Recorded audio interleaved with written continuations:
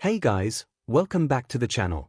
Today, we're starting part 1 of an awesome What If Deku became a 5-year-old needing class 1A's care story. If you want to see part 2, drop a comment below and tell me what you think. Don't forget to like, subscribe, and share. Now let's jump into the story.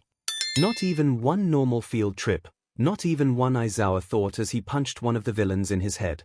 He was right nonetheless. What it had started with a funny and relaxing field trip to one of the main headquarters of one very important agency of superheroes turned to be a villain attack. No one really knew what these villains wanted, but as soon as they appeared the whole class 1A ran towards them, strengthening Aizawa's theory, which was based in that his children didn't have any type of self-preservation skills.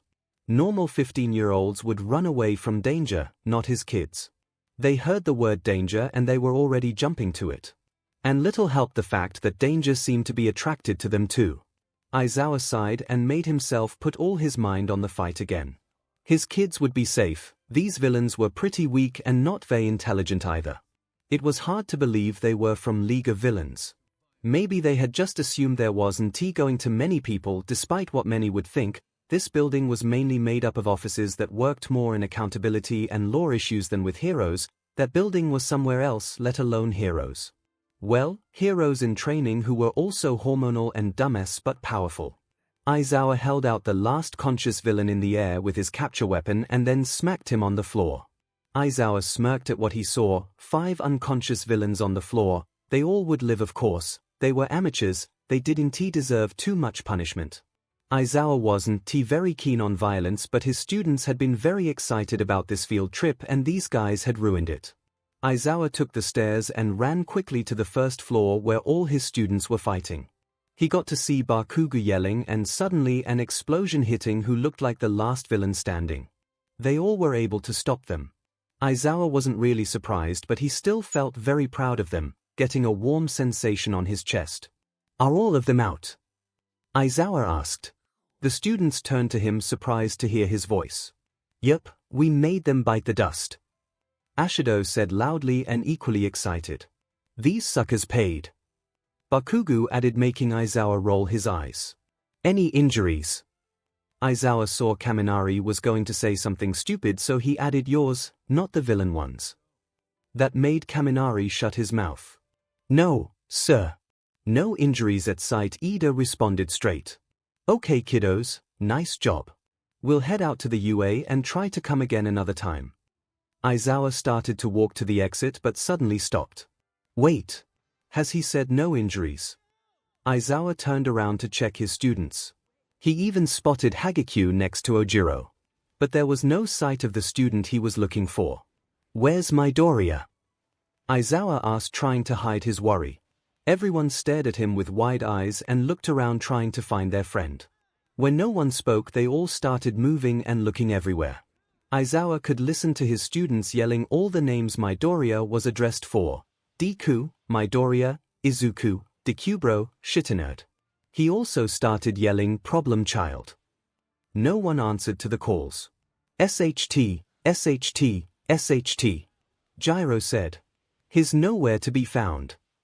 "Language," Ida and Momo said at the same time. "I'm not sure the swearing problem of Gyro is our biggest problem right now." 𝐒𝐿 responded. Bakugo appeared with Uraraka and Kirishima running down the stairs yelling, "𝐿 is not on the 3rd floor nor 4th. Dark Shadow says he is not on the 2nd floor either."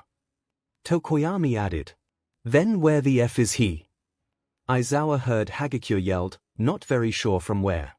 He could tell she was nervous. "What if the villains have kidnapped him?" Asui said, almost crying. That shocked Aizawa. Asui was tough, even if she didn't look like it. She was not the crier type. That spot was reserved for his problem child. The teacher saw most of his students were starting to lose their composure at Asui's comment. They were worried sick. And Aizawa would have lied if he had said he was not starting to feel dizzy. It was not the first time a villain kidnapped one of his students. Little helped the fact that the League of Villains was for some reason very interested in Midoriya. No. He had to be strong for his students that at the end of the day were just teenagers, and for Midoriya who was still missing. "Shota, don't you dare panic." "Okay, everyone, crying and being in this state is not going to help Midoriya. We'll look again more carefully. If we don't find him, I'll call some patrols. And Aizawa's speech was suddenly interrupted by a noise that sounded too much like a sob. Aizawa looked at his students to identify which one of them was crying, but they stared at him with the same surprise. Another sob. They all started looking for the origin of that sound, hoping it was his friend. Aizawa heard another sob, this time way softer. It came from one dark spot that was full of ruins and rests of what used to be a wall. Aizawa started to walk cautiously towards the sound. His students noticed and did the same, some steps back from their teacher. As Aizawa came near the sound, he could clearly see those sobs were toddler-like. The voice was too sharp to be from a teenager even for Midoriya. As Aizawa was next to the sound, he kneeled down only to see a small greenette boy laying down, curling his knees and with his eyes closed. It was his missing student, his problem child. Aizawa felt relief that his child was okay, only to remember that last time he saw Midoriya, he was a teenager, not a toddler. Aizawa stiffed when he felt a body lurking behind him. He turned only to see his student was trying to see what his teacher was looking at. Ashido reacted with a very loud "Oh my god," and covering her mouth with her hands silent her happy noises. Aizawa knew his student too well to know she was going to jump to hug and squeeze the baby at any moment, and little Midoriya was already too scared for that. "Mina, stop. You're going to scare him more than he already is. Can't you see he's terrified?" Mina looked to the little boy who now had his eyes open, cautiously looking at his surroundings, probably asking himself who these people were. "Sorry, sir." Mina turned around and said to the rest of her classmates, "All right guys, everyone steps back. No one is coming near little Midoriya as long as I'm here, understood?" Great. 10 seconds was it all it took to Mina to create the baby Midoriya protection squad. Aizawa wasn't sure whether that would end well, but that has his least problem right now. "Mina, what are you talking about? Where's Midoriya?" Aizawa could hear Todoroki asked. "Don't worry, Sho, your boyfriend is fine. Fine and the cutest little person alive. Now everyone steps back." Mina responded. Aizawa could practically see her teary eyes. Now Aizawa's students wanted to see what was going on. Mina stayed still, not letting anyone come near, but she wouldn't last too much. At least she had a lot of willpower. Aizawa was still quite shocked. What the hell had happened? Aizawa mentally started going back to the recent events. Okay, we were in the second floor and then the villains attacked. There were 15 villains. I fought and defeated 5 of them on the third floor. The kids fought in the first and second floors. No one in the fourth. In the second floor I saw 3 villains, and here there were 6 villains. SHT. One is missing. Aizawa stared at the non-existent wall and his mind clicked. Midoriya must have fought the 15th villain who hit him with some kind of de-aging quirk and escaped, leaving a freaking toddler where there used to be a teenager. Aizawa stared at his problem child. He was so small, so vulnerable. The kid looked at him with fear on his eyes, but there was something else. Those teary eyes looked at him with the hope that this man wearing all black could help him. He was definitely Izuku. He was definitely his problem child. Aizawa tried to smile gently, and Izuku seemed to calm down a little. That warmed Aizawa's cold heart. He was going to say something when he heard, "Hey, stop." Uff. Aizawa turned his head to see what had happened. Mina was down.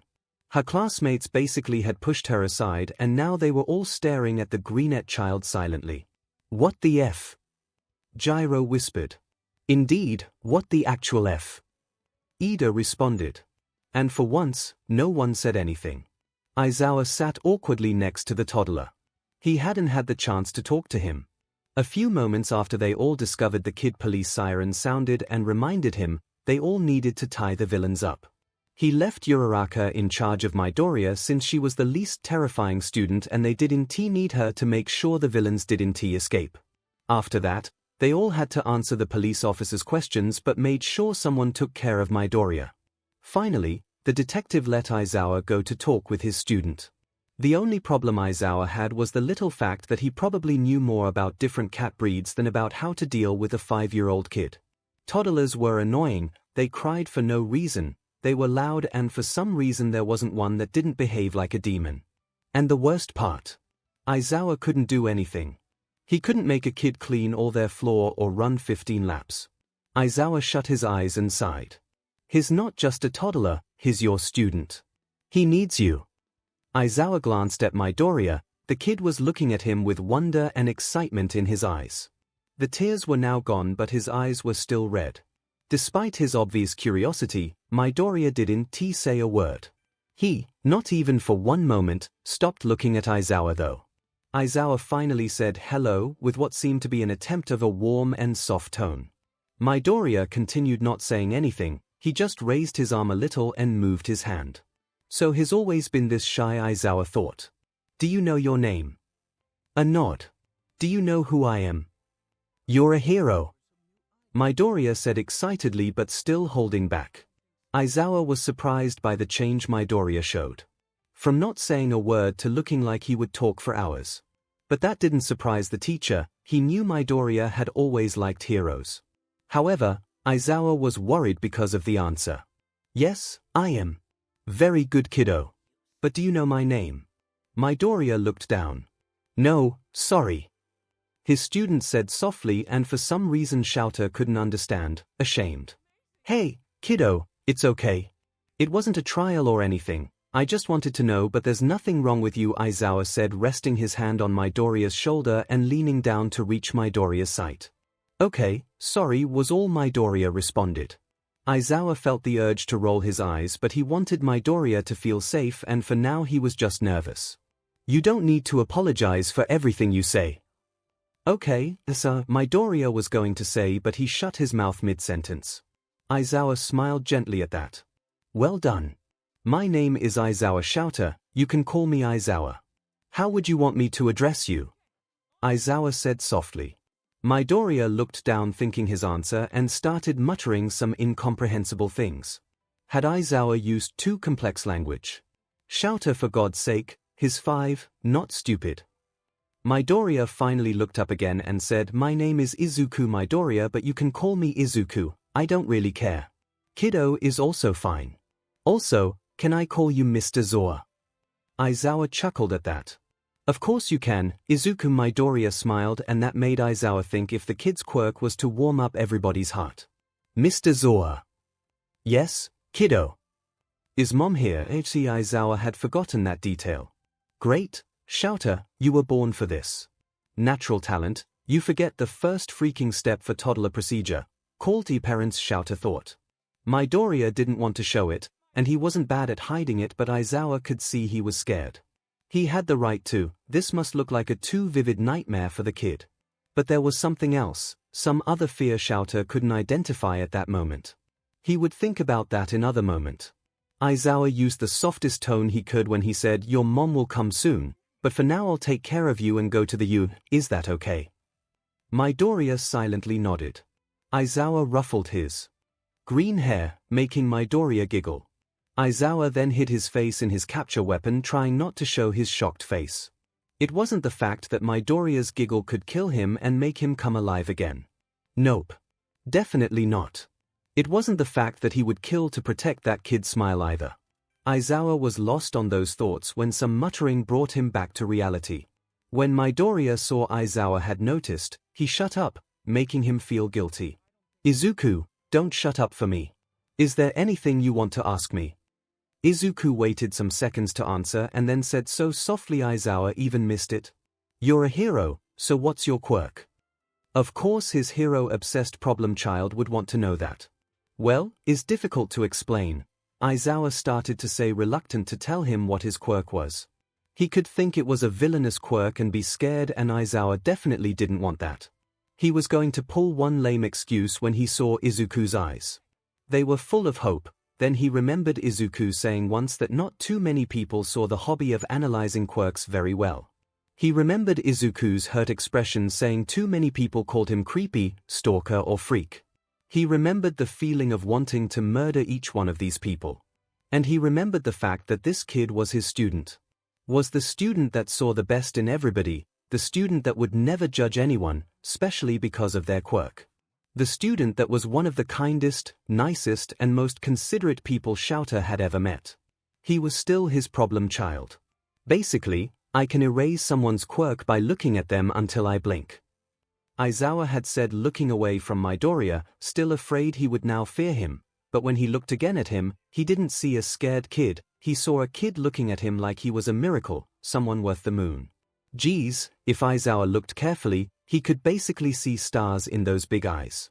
Whoa, Izuku said in amazement. That's so cool. Then he added, almost yelling. Then he quickly covered his mouth with his tiny hands before saying sorry. Aizawa couldn't help but grin. It's really okay, kid. And thank you. Izuku stared at him giggling and then looked somewhere else, somewhere behind Aizawa.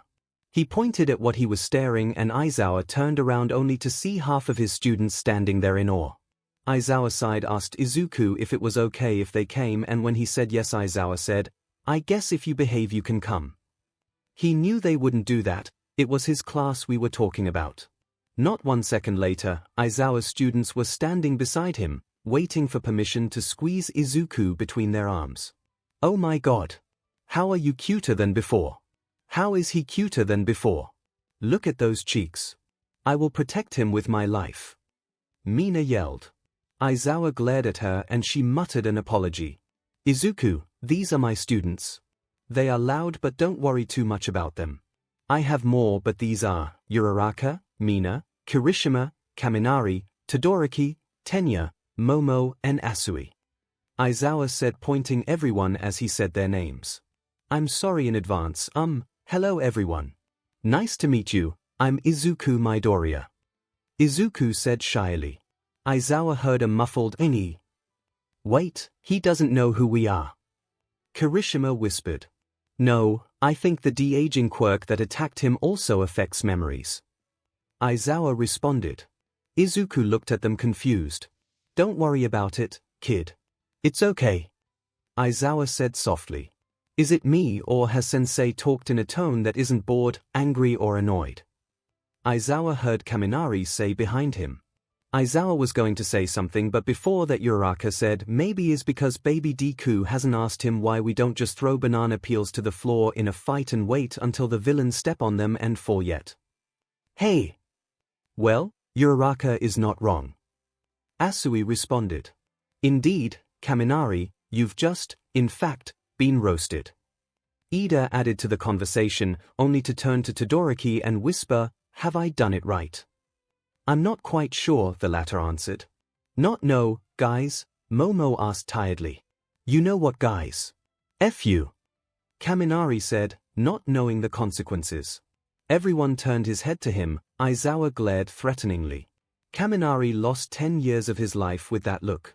Uraraka smacked him on his head. Momo was already creating a gun and Mina inhaled loudly. I think I'm gonna pass out. Everyone was glaring at Kaminari when they heard F, and then turned to baby Izuku who had just talked. Mina, in fact, passed out. It was late on the evening when the UA bus finally came to get them back. Aizawa looked at the sun which was slowly disappearing covered by the high buildings as he sighed, what a day, and yet, it was not over. Aizawa made sure everyone was in the bus, then sat down next to Izuku. They were in the first row to be unbothered by the loud students, which was good since Izuku looked like he needed a rest. And well, Aizawa too, but now it wasn't the time. Izuku, do you remember what we talked about? The thing about that bad word? Aizawa asked. Izuku nodded. Only adult heroes can say that. It would not be very plus ultra for me to say that. Aizawa nodded. That's right, kid, well done. It looked like he finally had understood. While Uraraka and Momo were beating up Kaminari somewhere else, Aizawa had tried to explain Izuku why the word "if" shouldn't be said. And to every explanation the kid would just ask why. Every single time. It was even a miracle when, after the 10th attempt, Izuku had just agreed. Just because, no further explanation. Izuku yawned and that caught Aizawa's attention. Kid, this is a long ride, why don't you take a nap and I'll wake you up when we get there? The teacher asked softly. Nah, I'm not The sentence was interrupted by another yawn. Aizawa rolled his eyes. Why kids never wanted to admit they were tired. Couldn't Izuku just go to sleep? Hypocrite, Aizawa heard present MIC voice in his head. That annoyed Aizawa, but it was the truth after all. He would always find something to do in order to not sleep if he didn't have to grade exams. He had to prepare his next classes. And if it wasn't that, well, some extra work as reviewing some cases wouldn't hurt, right? Come on kid, even heroes need sleep. Even you, Mr. Zoa? The kid asked. Oh, no, I don't need sleep kid, what I need is a pay rise. But I guess some rest wouldn't hurt. Aizawa answered. And before Izuku could ask any more questions, he crossed his arms, got as comfortable as he could and closed his eyes. He waited a few seconds before hearing Izuku say, well, I guess I can rest my eyes for a little while. Aizawa felt the weight of the toddler on his right side of the body, and waited to open his eyes until he felt the kid's breath had steadied. Aizawa opened carefully one of his eyes and took a look at his student. He was still wearing the t-shirt from before the attack that now worked more as a dress. Aizawa didn't know for how much time this would last, but Izuku would at least need some clean clothes. Luckily, one of his students was keen on creating objects. I can't move. The last thing Aizawa wanted was to wake up Izuku. He looked so peaceful. He carefully turned his head to meet Zero's gaze. Call Momo, the teacher mouthed, reluctant to make a sound and wake up the toddler. His student grinned, and mouthed back, got it just after showing his thumbs up. He passed the message to the Rao behind him, said Ro did the same with the Rao behind them. Momo was next to him in a matter of minutes. Do you need anything, sir? Asked the girl. Yes, could you create some clothes for my Doria, please? Nothing too complex, one outfit will be okay for now. Also, make sure one of you the school for them to know your classmate situation. I'd like recovery girl to check is alright. Aizawa whispered. Yeah, okay sir, I'll give you the clothes as soon as possible. She said, mimicking her teacher's tone.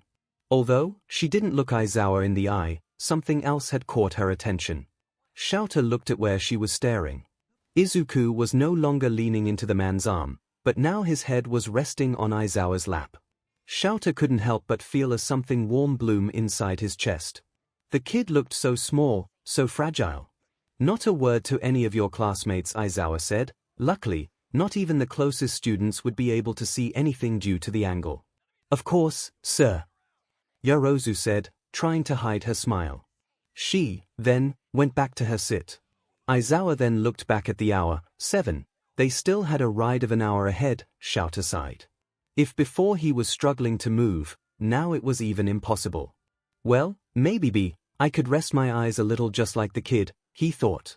And even in that uncomfortable position, it just took some minutes for him to fall asleep too. Some noises woke Aizawa up little more than half an hour later. He grunted, opening his eyes as he tried to adapt to the light. Wait, had he fallen asleep? Aizawa felt chills of how much teasing he would get if anyone had seen that. He glanced at his students, they looked normal, they for sure hadn't seen anything. Those thoughts were all interrupted by the same noise that had woken up Aizawa. He looked down, only to see his before peaceful student had now a painful look on his face. He was mumbling things Aizawa couldn't understand in his sleep, and was also shaking slightly. Izuku kept mumbling things, but this time Aizawa could understand something that sounded too much like stop. Don't hurt me. And some cries for help. Aizawa was petrified for a second. Less than an hour ago the kid was having some peaceful sleep and now he seemed to be having a nightmare someone his age shouldn't have. Izuku's cries sounded again and broke Aizawa's heart. He had to help his problem child. Hey, Izuku, you are safe, I'm here, Aizawa whispered while gently stroking the kid's hair. No one can hurt you, everything's fine. Aizawa kept whispering reassurances softly and stroking the kid's hair until he seemed to calm down. What must have happened to the kid so early in life for him to have these nightmares? He couldn't think for so long since the bus stopped.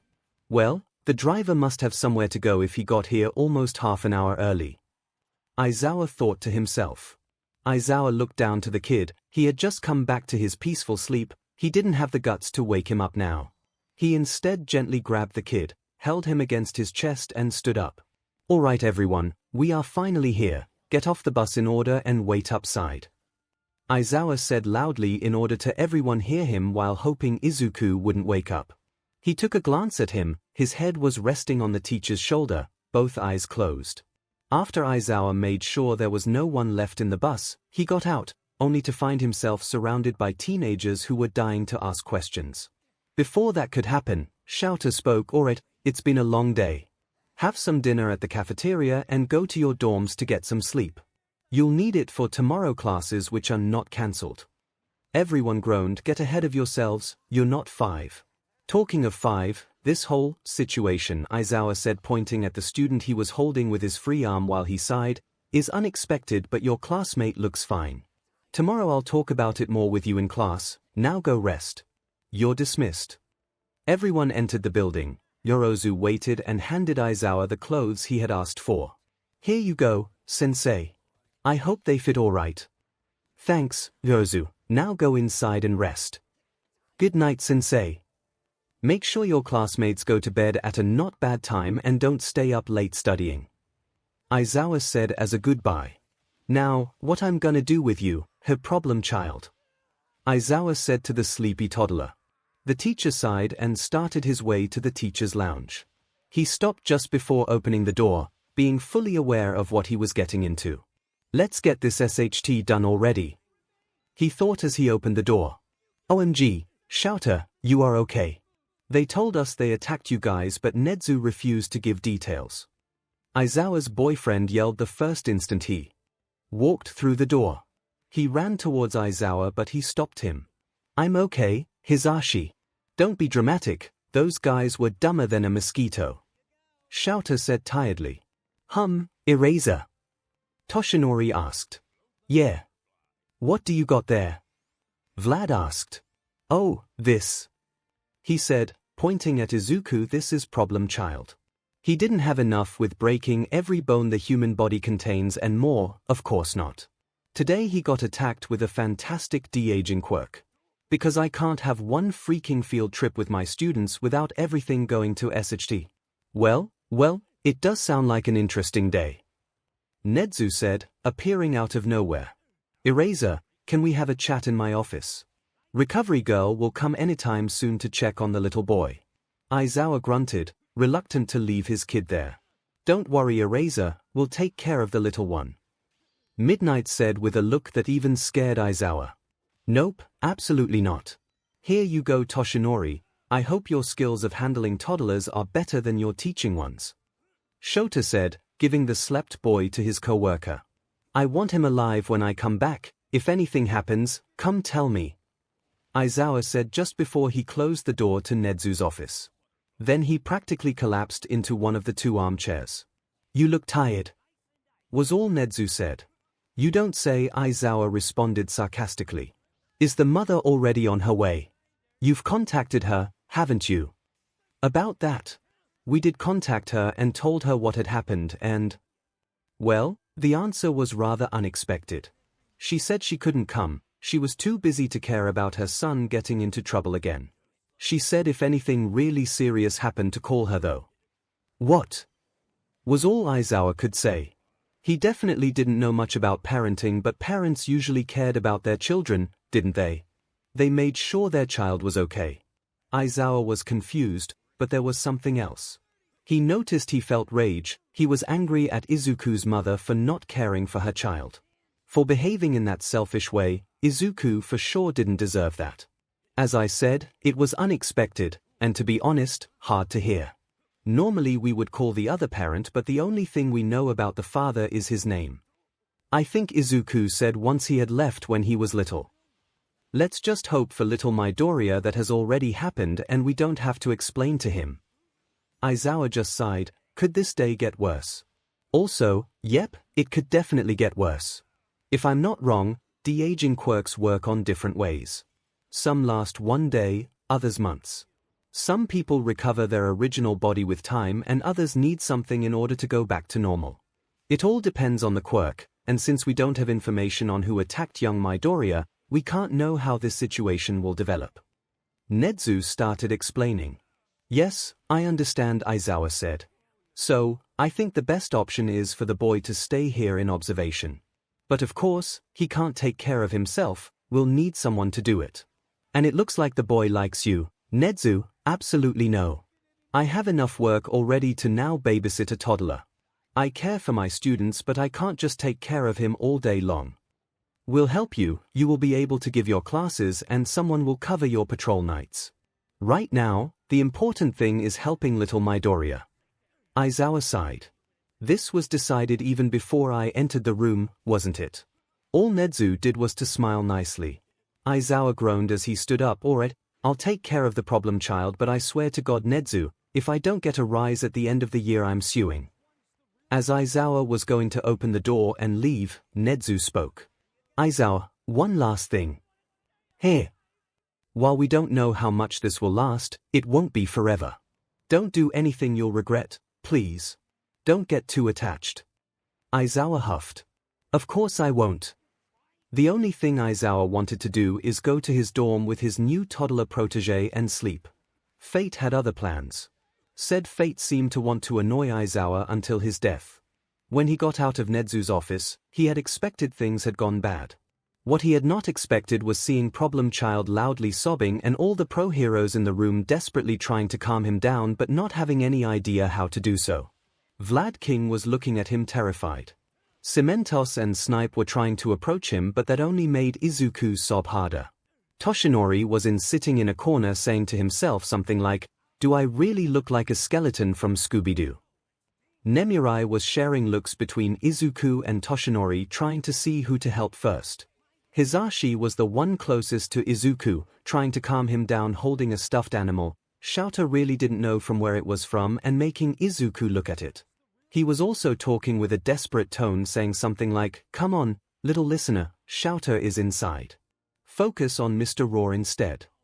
Lastly, Recovery Girl was waiting at the entrance with an annoyed look in her face that clearly showed how tired she was of putting up with these idiots.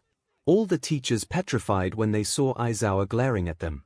You all had only one job. Vlad King was going to say something but Aizawa was quick to lift a hand to shut him up. I told you to come to me if anything happened, what was it? Aizawa asked, walking towards the couch Midoriya was sat on. Hisashi was the one to answer. The little listener woke up, saw our friend Toshinori and got scared. He then saw all of us approaching him and started crying and asking where were you? Sobbing was a normal reaction given the circumstances. Izuku had woken up not once but twice in an unknown place surrounded by bigger people he didn't know. Most of all, the man that had stayed with him was missing when he woke up. Aizawa felt a little guilty about that one. I see, it's my fault. I thought 6 pro-heroes, adults and teachers would be able to handle a 5-year-old kid. He said as he leaned down to look closely at Izuku. That's not fair. You didn't see him. Shigaraki was easier to handle, plus. Villains don't cry. Snipe tried to defend their babysitter skills. Aizawa rolled his eyes, not wanting to keep talking with his co-workers who shared one brain cell. Hey Izuku, look at me kiddo.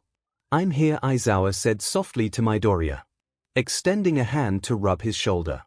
Midoriya looked at him with red and tired eyes. Then, without hesitation jumped into Shouta's arms and started crying again. You were gone, and I thought you had left too. And all those people looked at me strangely, Izuku said in between sobs against Shouta's shoulder. Aizawa glared at the others one in the room after the last thing Izuku said. They all seemed to find the floor really interesting. Shush, it's okay. I'm sorry I left, I'm here now. Aizawa whispered and started tracing small circles on the child's back for him to calm down. I'm sorry was all Midoriya muttered in response. Aizawa sighed. It was impossible for that child not to apologize for just existing. That was an issue he would try to improve. It's okay. Do you want to leave? You can come to my dorm and sleep there tonight. Is that good with you? Aizawa asked. If the kid refused it would be understandable, but there were not many places for him to sleep. Thankfully, Midoriya said a yes. Shouta wouldn't have heard if it wasn't because his trained hearing.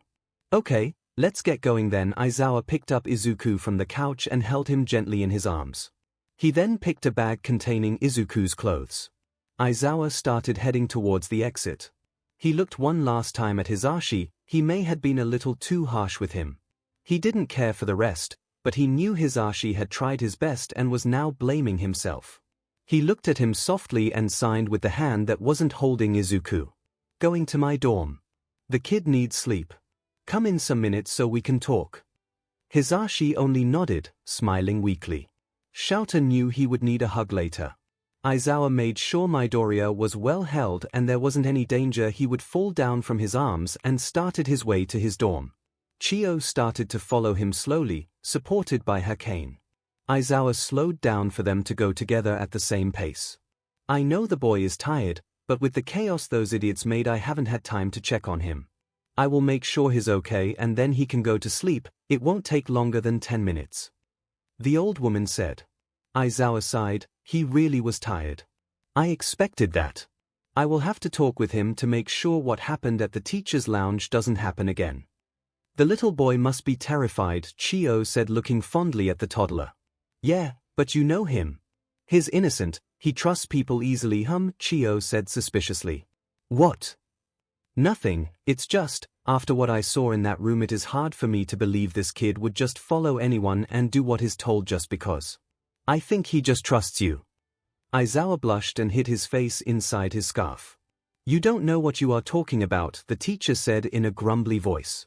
The woman noticed he held a little bit tighter the toddler and smirked. When they finally arrived at Shouta's dorm, the teacher put the toddler gently in the sofa. He was half asleep. Hey, kiddo, I need you to stay awake so you can eat a bit and get checked by her. Aizawa gestured at the woman behind him. He saw Izuku stiff. Don't worry, she's good. It won't last long and I'll be here with you all the time. Is that okay? Izuku simply nodded. Chio took that response as a permission to step forward. Hello, I'm Chio Shuzenji or Recovery Girl, the nurse of the school, and I'm going to make a medical exam to you to check everything is okay. Izuku looked over to Shouta, the man just nodded. Okay, Izuku said shyly in the softest of tones. Excellent, I'll start with some easy questions. What is your name? Izuku was looking at the very interesting floor. Izuku Midoriya. Good, how old are you, Midoriya? I turned 5 3 weeks ago. What's the last thing you remember from before today? I remember going to bed yesterday after having dinner. I had katsudon, then my mother had to leave because she had to go to the hospital to work. I woke up then that building with Mr. Zora and all those old kids looking at me. Right, so you live with your mom. Do you live with someone else? Aizawa narrowed his eyes at that question, he wanted to know the answer. Aizawa saw Izuku stiff before the kid said, no, my father left some months ago. It's just my mom and I. Midoriya had glassy eyes while saying that statement. Aizawa truly didn't understand how his father could have left just like that. He obviously wasn't going to ask the kid the reason, so he could just their eyes. Maybe one day, he could talk with the again teenager Midoriya, just in case he held a grudge or had some trauma. Another reasonable option for Aizawa was to find that man and kill him. Murder couldn't be that bad. Recovery Girl was just mumbling while taking some medical objects out her briefcase. Lastly, those kids you are talking about, or Aizawa himself, you don't know anything about them. Do you remember anything about them or about the UA? Izuku shook his head. No, I don't know them. But they were really nice. I think I heard about UA in the news, is the super school for superheroes. Mommy once told me only powerful people would go there. Then he started mumbling incoherent things for both of the adults. What is that, problem child? Aizawa asked. Midoriya looked at him like he had been caught and shook his head. All right, those are all the questions I had. I can start now with the physical exam. Aizawa, why don't you prepare the kid something to eat? A sandwich perhaps? Also, where is Izuku going to sleep? Recovery Girl asked. Aizawa thought about that for a moment. He had an extra room with a bed, however, this room was almost empty. It only had said bed which, now that he thought about it, didn't have sheets, a side table and a shelf. Maybe it was not the best room for a child. I have a room in disuse next to mine, but I'll have to text Hisashi to bring some stuff. He started his way to the kitchen while grabbing his phone to text the hero, when he heard a sound behind him. He looked that way and found his problem child staring and extending an arm towards him, like saying he didn't want him to go without words. Aizawa sighed. Don't worry, I'm just going to the kitchen. You can see me while I'm there, I'm not leaving. Aizawa started to think the kid had some kind of abandonment issues. It was logical, the kid had experienced a rough day and right now was with people he hadn't known for longer than a day. Plus, The father thing. That dumb, stupid, non-deserving of love, monstrous, imbecile. Aizawa huffed at the thought of that man. He took a last glance at the kid. He was sitting on the couch, tense. He had his hands on his lap and was trying to keep the distance between the nurse and him. Kid, you have to let her check on you. You'll be fine, I promise. Pinky promise? Izuku asked. Aizawa almost chuckled at that. Yeah, pinky promise. Izuku relaxed a bit and started talking, well, most like giving short answers to the questions she asked to have a conversation with Recovery Girl as she measured the pressure in his arm. At the sight that Izuku would let Chio work, Aizawa grabbed his phone and sent some quick messages to Hisashi. Emi, hey, you can come. Grab some things from the kid's room. Emi like his bed sheets, some stuffed animals and some of his All Might decoration. Loud boyfriend, you got it. Loud boyfriend is the lil listener doing okay. Me, he exalts easily, try not to be loud. Loud boyfriend, I'll be a ninja. Shouter found himself smiling at the screen. He would never get used to his boyfriend. Yes, it had only been 6 months since Shouter had built the courage to ask his best friend out on a date, but he had known him long before that. They had been friends since high school. Hisashi had many times been his rock. That's why it had been so difficult to confess his feelings. He could have lost his best friend, his everything. Aizawa remembers how he had planned many times on telling him but never actually doing it. It was all the same, until one day, he was so angry at Nezu for whatever reason, Hisashi tried to calm him down and he just blurted out the words, "Let's go on a date." He realized what he had done and blush, only to find his best friend blushing and with a shocked look but nodding. As those memories passed by, Shouter smiled and started getting all the ingredients for Izuku's sandwich. He opened the counter in search of the bread and instead found 2 cats meowing at him. Shouter realized he hadn't had the time to ask himself where his cats were. "Ah, you're here." The 2 cats jumped to the floor and started meowing again for petting. "Not now, behave." The cats, as usual, didn't bother to listen to him, they just went away. He finished the sandwich, but before he could say anything, he heard some knocks from behind the door. Izuku was looking a bit worriedly at it, but thankfully, Chio was distracting him. Aizawa went to open the door and unsurprisingly found Hisashi. What was surprising to Aizawa was the fact that his boyfriend looked nervous. Despite what many would think, Hisashi was very anxious, but he could hide it well. This time he couldn't, and it was because of a kid. "Hey, I brought the stuff you asked me to," Hisashi said, gesturing at the bags he was carrying. "Thanks, are you okay?" "Yes, of course." Hisashi assured with a grin on his face. Shouter wasn't sure if it was real. "How is the baby doing?" "Zashi, he's 5, I don't think that's a respectable age for calling someone a baby. Who cares about that? How is he doing? Is he okay, or at least better than when he left?" That was it. That was the reason Hisashi was so nervous. He had messed up and his thoughts had probably escalated to "I'm a horrible person" by that time. Aizawa sighed. He had definitely been too harsh on him. Not that he could be too soft with him when all the teachers were around, but still. "He's okay, Zashi." Aizawa took some things from the other's arms and grabbed his hand. "Look, what happened earlier was in part my fault. I left the kid. I'm in charge with you all. It's my responsibility, not yours. It's not your fault, I was too harsh with you. With the rest not, they all are dumbass. But I'm sorry. And also, he's a toddler and has had a very weird day, don't take it too personal." Hisashi was now looking at him with a soft smile and teary eyes. He launched himself into Aizawa's arms, ignoring everything he was carrying. "Shuu! I love you," Hisashi yelled, using his quirk. Aizawa sighed. "I love you too, so when were you saying you were going to be a ninja?" Hisashi quickly untangled from Shouter's arms and apologized. When now both of them were inside, Shouter saw Recovery Girl glaring at them. She blinked once and shook her head, muttering things they both would prefer not to hear. Izuku was also staring at them. He looked at Hisashi with both caution and amazement. Before any of the boys could say anything, Chio spoke up. "I'm finished, can I have a chat with both of you? Maybe the kid can start having dinner." Aizawa nodded, grabbed the sandwich plate from the counter and filled a glass with water. Then he handed everything to the kid. "Here you go, kiddo, eat this while I talk with them. I'm not leaving, we're just going to the kitchen again. Izuku nodded, he now was smiling at him. The kid changed his emotions like someone turned on and off some lights. Aizawa couldn't resist but smile back and went to talk with the other adults. Everything fine, Chiyo? Hisashi asked. Yes, he's physically and mentally fine, although the de-aging has drained him and he's tired. Tomorrow he should be fine, more energetic.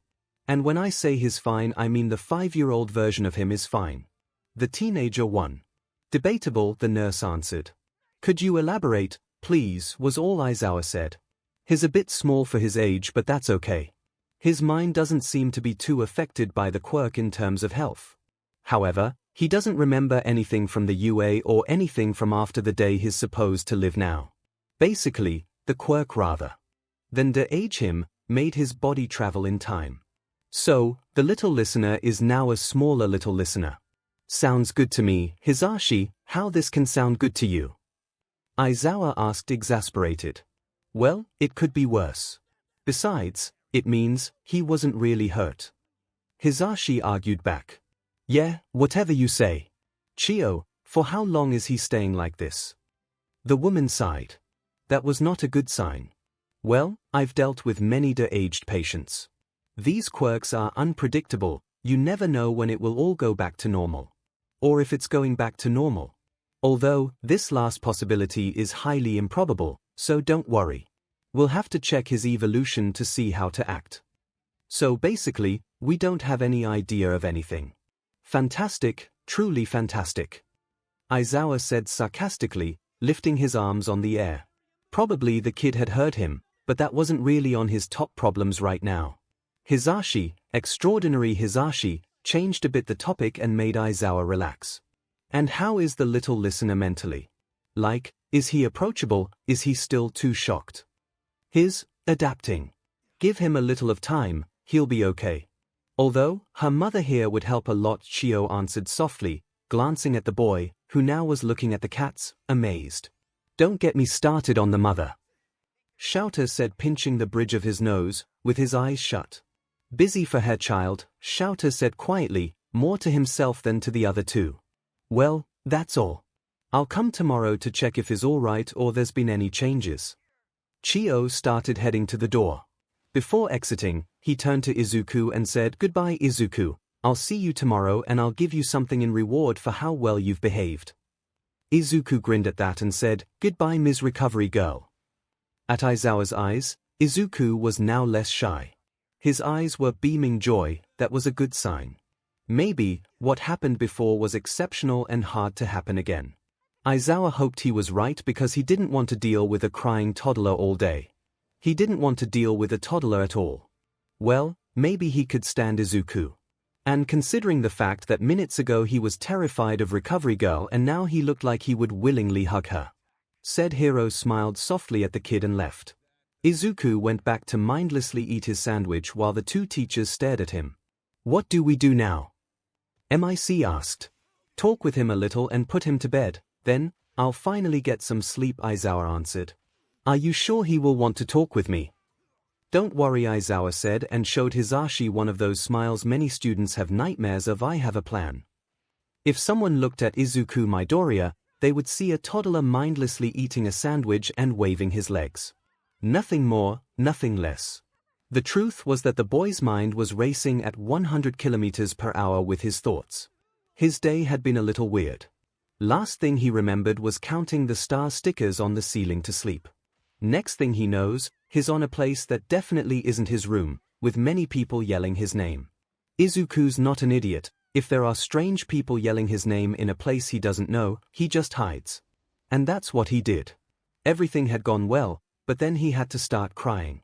Kachan always said he was a crybaby and maybe he was right. Then, this man that looked like those men that Izuku sometimes gave money to found him. Izuku knows he shouldn't have trusted him. But he did.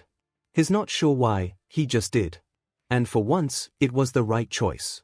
Then he met all those kids. The blonde one taught him a new word and then mysteriously disappeared along with other girls. They were nice. Later, the thing at that room happened. Izuku knew he shouldn't have cried like that. He sure had been a bother and had wasted everyone's time. Surely, they were all mad at him. But Izuku couldn't help it. He was having a bad dream again. And when he woke up there were a lot of people but not Mr. Zoa. He was scared, he thought he had left too. Luckily, he was wrong, Mr. Zoa had come. He hadn't looked mad or angry at Izuku. That was strange. But probably, he was mad, he just hadn't showed it yet. Why wouldn't he be mad at Izuku after all? He had been bad. And now he was yet on another different place eating a sandwich, watching the old people talk, after the nice old lady had seen Izuku. At first, he had been scared, but she was nice. Not many people were nice to him. Then the man from that room full of adults appeared. He yelled really loud. Like, really loud. He was amazed by that power, it looked really cool. Mr. Zoa had also given him a sandwich to eat. The sandwich had lettuce, Izuku liked lettuce. Don't get me started on the mother. Izuku heard Mr. Zoa yell from the kitchen. Why was he angry? Was he talking about mommy? Mr. Zoa had said she would come to see Izuku but she hadn't arrived yet. She was probably working at the hospital. She always said the hospital was important, more important than Izuku. Izuku then noticed the two cats playing in one spot of the room, they looked very cute. One had black fur and some scars on its face. The other one had orange hair and seemed to have one paw missing. They still looked really adorable. Izuku liked lettuce and cats. The nice old lady got outside the kitchen and said, "Goodbye Izuku, I'll see you tomorrow and I'll give you something in reward for how well you've behaved." Izuku smiled at that, he had been good. Maybe not everyone was mad at him after all. "Goodbye Ms. Recovery Girl." She smiled and left. The other two adults were still talking in the kitchen. Izuku wasn't sure what they were talking about, but the blonde man was giving short glances at him while speaking with Mr. Zoa. He looked worried. Then Mr. Zoa smiled at the other man. Izuku froze. That was a scary smile. Izuku had noticed that the man didn't smile much, and when he did, the smiles were small. But they were always nice and calmed down Izuku. That smile wasn't small nor nice. It was a grin that Izuku for sure would see in his nightmares. The two men walked slowly towards where Izuku was eating. Mr. Zoa still had traces of his scary grin. Izuku stiffed, he trusted the man but holy noodles. It was scary. Mr. Zoa looked at him in confusion and then he seemed to notice what was happening. "Shoot, kid, I'm sorry, they usually say my smile is scary." He then bit his lip like he was thinking and looked down. But at least, the grin was gone. But now that the kid thought about it, it was not Mr. Zoa's fault he had that smile. And he didn't want him to feel bad. "No, no, no. It's not that scary." Mr. Zoa smiled at him, this time softly and ruffled his hair. Izuku leaned into the touch, no one did those things anymore. Mom and Dad did, not anymore. Izuku looked at the other man, he was staring at the duo with a hand in his chest in awe. Mr. Zoa looked at the man and sighed. "Kiddo, this is Yamada Hisashi. You met him before." Mr. Zoa gestured at the blonde man to come closer. Izuku could see he was reluctant and looked nervous. Why would he? Maybe he wasn't nervous. Maybe he just didn't want to talk with a bad-behaved kid like him. "Hi, nice to meet you," Izuku Hisashi said with a nervous voice. It was the opposite of before, when he had yelled so loud Izuku thought he could even wake up the sun. Izuku knew he had seen something like that somewhere, a very strong voice. "Problem child, you know who he is." Izuku shook his head, he knew him from somewhere but he couldn't remember it. "Well, he's a hero," Aizawa said with a smile and fake excitement. Many adults did that, Izuku never knew why. But then his mind clicked, how he could have been so dumb. It's true his style wasn't the same as in his videos, but he still recognized him. "Present MIC." Izuku yelled at full volume.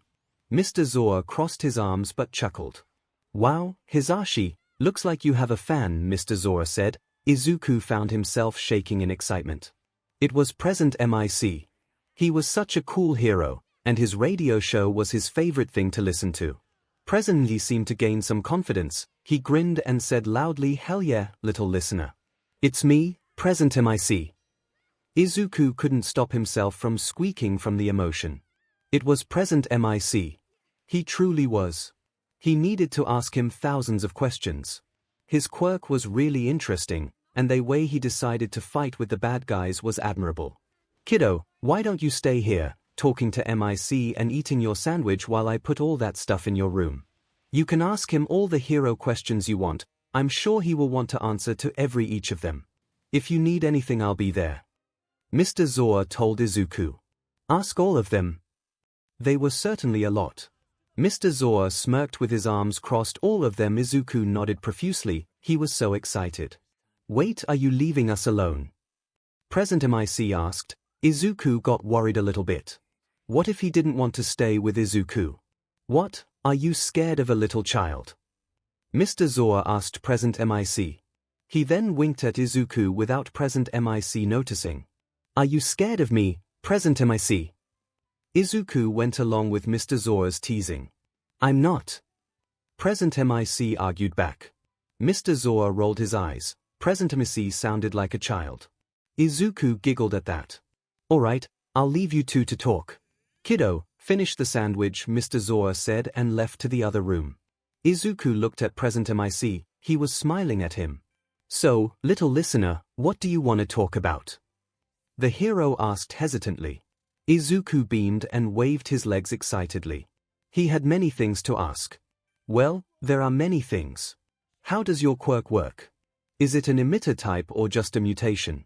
Does your style or any of the accessories help you in a fight? Does your quirk affect everyone? When you fought against those guys in the supermarket, were you scared? You didn't look scared, but I would have been. 𝐒𝐿 said out loud all his thoughts in one breath. Present MIC lifted his arms and said with a smile, Whoa, slow down, little listener. I'll answer all your questions, but I need to understand them and you need to breath. 𝐒𝐿 nodded shyly. Present MIC got closer to the couch 𝐒𝐿 was sitting on. Can I sit down? 𝐒𝐿 nodded again. Present MIC smiled fondly at him and sat down next to 𝐒𝐿. Thanks. Firstly, when I use my quirk, basically is like a normal yell multiplied by 1,000,000, although I can moderate it. I shout at the bad guys so the sound hits them, and then, some time had passed and Present MIC was still answering 𝐒𝐿's questions. At some point, the cats had changed their place to next to 𝐒𝐿. The black one was laying on 𝐒𝐿's lap while he petted it. Although the toddler was starting to feel tired, he still nodded and listened carefully to the hero's explanations. However, despite he tried, he couldn't resist a yawn escaping from his mouth. Sorry, 𝐒𝐿 quickly said after realizing what he had just done. Don't worry, lil listener. You're just tired, it's not your fault, Present MIC said reassuringly to 𝐒𝐿. Shouter, are you done with the baby's room? Then asked to Mr. 𝐲. Yes, I've just finished. And his 5, not a baby. Mr. 𝐲 stepped out from a room to the living room. He looked really tired. Looks like you made friends with the cats. Kid 𝐒𝐿 looked at the animals and smiled. Even the salty cats like the baby. You make miracles, listener. Mr. 𝐲 rolled his eyes when Present MIC said that. What are their names? 𝐒𝐿 asked, not looking up. He was still mesmerized with the animals. The black one is Cole, he's more affectionate and clingier. The orange one is B, he somehow always ends up with bees attacking him. Mr. 𝐲 answered. 𝐒𝐿 just nodded and whispered, hello Cole, hello B. When 𝐒𝐿 looked up, he saw Present MIC snapping a picture at him with a dramatic gesture while mumbling, too cute, just too cute. 𝐒𝐿 was going to say something, but then another yawn left his mouth. I think it's time for bed, kiddo. Say goodbye to Present MIC, but I still have questions. 𝐒𝐿 pouted. He didn't want Present MIC to leave. He still had lot to ask. Present MIC poked 𝐒�l's shoulder in an affectionate way and said, don't worry, little listener. Tomorrow we can talk more, but you need to rest, and I think Shouter needs it too. 𝐒�l looked at Mr. 𝐲. He did look tired. His eyes were red and he had very dark eye bags. It was like he hadn't slept in days. Okay, 𝐒�l was sad Present MIC was leaving, but he was right. 𝐒�l was tired, and Mr. 𝐲 too. Present MIC smiled. He looked at 𝐒�l like he wanted to do something but then thought it better and stepped back. Goodbye, little listener. I'll see you tomorrow. Goodbye. Present MIC waved his hand and left with a smile. When the door closed, Mr. 𝐲 sighed. He looked serious, but he always looked serious, so maybe it wasn't a problem.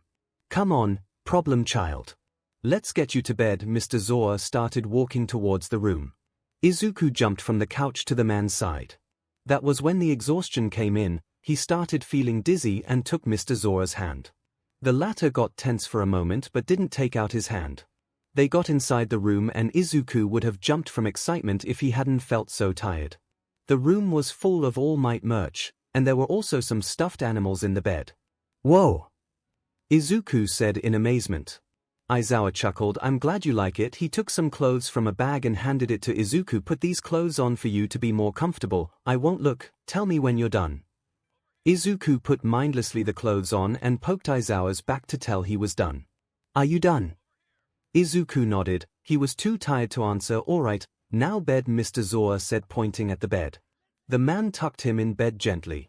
Are you feeling okay? Do you need anything? Izuku nodded. Mr. Zoa looked tired. He deserved to sleep and bother him wouldn't help. Are you sure? He looked doubtful. To that, Izuku just blurted out, I'm sorry for what happened before. I really didn't want to cry, but I got scared. I'm sorry I caused trouble. And it was true, Izuku never wanted to cause trouble despite what many people thought. Mr. Zoa sighed and sat next to where Izuku was laying in bed. Kid, I've told you this many times, and I'll tell you a million more, not everything is your fault. You don't have to apologize for everything you do, especially if you can't control it. You could have handled it better. Yes. But you're 5 now and you've had a tough day, I understand. Mr. Zoa said nicely. His voice sounded harsh and tired, but he had been nice. It was still confusing. No one was mad at him. Why would I be mad at you? Izuku noticed he had probably been muttering again. Izuku shrugged. I embarrassed you. Mommy would always say that he embarrassed her, even when Izuku didn't know what he had done. Mr. Zoa's factions shifted and now he had a soft look on his face. Izuku, listen to me. You didn't do anything wrong. No one is mad at you. And you definitely didn't embarrass or disappoint me. You're not an embarrassment. Izuku felt like he was going to cry again, but he didn't want to. He just wanted to stay with Mr. Zoa. Can you stay with me until I fall asleep? Izuku asked quietly, as he was going to break something. Of course. Do you want to sleep with the lamp on? Izuku looked at the lamp. It didn't produce strong light but more like a soothing one. He nodded. All right. Mr. Zoa swayed off all the lights in the room but the lamp. Now all Izuku could see was more like a body figure. Good night, problem child. Good night, Mr. Zoa, Izuku responded softly. Then the man started stroking gently Izuku's forehead in the darkness, and the kid just leaned into the touch. He felt good like this. He felt safe. Izuku fell asleep not long after, with the man by his side protecting and taking care of him. No bad dreams came that night and Izuku wished he could stay like this forever. Little did he know, the man kind of wished the same thing too. Yes, Class 1A could have followed Aizawa's orders and go to sleep. They didn't. Instead of having dinner on the cafeteria and going to sleep, they decided to bring the food to the common room and discuss the events of the last hours. All this, much to Ida's despair, who was trying to get his classmates go to bed. They didn't care about him, of course. Classmates, as your class president again ask you to go to your dorms as Aizawa-sensei told us to. Ida said, chopping his arms. Ida, you're no fun. Hagaki complained. Yeah, dude, can't you see we're traumatized? Such a scary experience, seeing our friend as a toddler. I don't think I'll ever recover. And I won't even speak about how some people here chased me and almost shot me with a gun, Kaminari said, closing his eyes and pulling out a dramatic gesture with his arm in his face. Therefore, I'd like to exercise my right as a student to call an emergency meeting. Shinsu sighed and threw a cushion to Kaminari's face. Take this seriously, Denki. Today Denki is like a punch bag, Jiru laughed while Kaminari complained to Shinsu about, that was unnecessary. I am your boyfriend. To which Shinsu argued back, that doesn't mean you can't be an idiot. Congratulations, you're multitasking. Be grateful for the almost in your statement, Kaminari. After what you did, I shouldn't have had mercy. Momo said, threateningly calm, sitting on the sofa next to Todoroki, staring right through Denki. He fell silent. But I think Ida is right. Aizawa-sensei asked me to make sure we went to sleep at an appropriate time. And it's half an hour past our daytime to be out of our dorms," she said, gesturing at the clock on the wall, with a once again kind tone. "Come on, Momo, it's an emergency meeting. And this time the reason we're having it is not too dumb." Mina whined. Momo looked again at the clock and thought of it. She had promised to Aizawa-sensei her classmates would go to bed at a decent hour. Plus, tomorrow they had class. But everyone was looking at her with puppy eyes. She was not that strong. And to be honest, it would be fun to PSS Ida off a bit. She sighed. 10 more minutes. Everyone cheered in silence. Despite what many could think, Momo's permission didn't actually apply to the rest of UA staff. And they were too tired to emotionally manipulate a teacher to let them do whatever they wanted. It would have been fun, though. How is it everyone follows Yorozu's orders but not mine? Ida said in defeat, throwing himself into the couch, sitting next to Uraraka. Don't worry, Ida-kun, you will always be our class rep. Momo is just scarier. Uraraka tried to comfort him. One day he would be respected, one day people would actually listen to him. Not today though, but someday. Alright, as Ida is no longer complaining like a little child, Mina stopped on her words and laughed. Yeah, that's on me. Anyways, the first thing I'd like to do in this official meeting is to announce that the Baby Izuku Midoriya Protection Squad is open to new members. Everyone stared at Mina, some were wide-eyed and others just face-palmed. Alright, it looks like Mina hasn't recovered yet from her concussion. Kirishima, please make sure she doesn't do anything too stupid on the next 15 minutes, Momo said. Kirishima, who was next to Mina, looked at her and nodded. Hard task, but he would make it. As we should try to help Midoriya as much as possible, maybe we should tell each other all we know in case we can make some points clear, Tokoyami offered. Great idea, Tokoyami. So, did anyone saw Midoriya's attacker? Momo, the self-proclaimed leader of the meeting, not that anyone could complain, she was the only one with more than 2 brain cells. And hey, maybe the rest weren't the brightest students, but at least they were self-aware. Most of the times. Asked. Everyone seemed to think for some moments, but they all ended shaking their heads. I didn't, which is weird because I had been fighting by his side most of the time.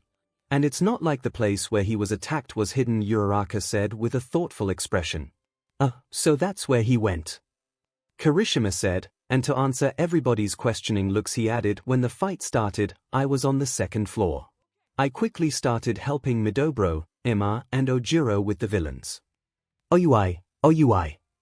Emma nodded. We were fighting those really hideously dressed villains. Quan suddenly, Mon Ami, Midoriya disappeared.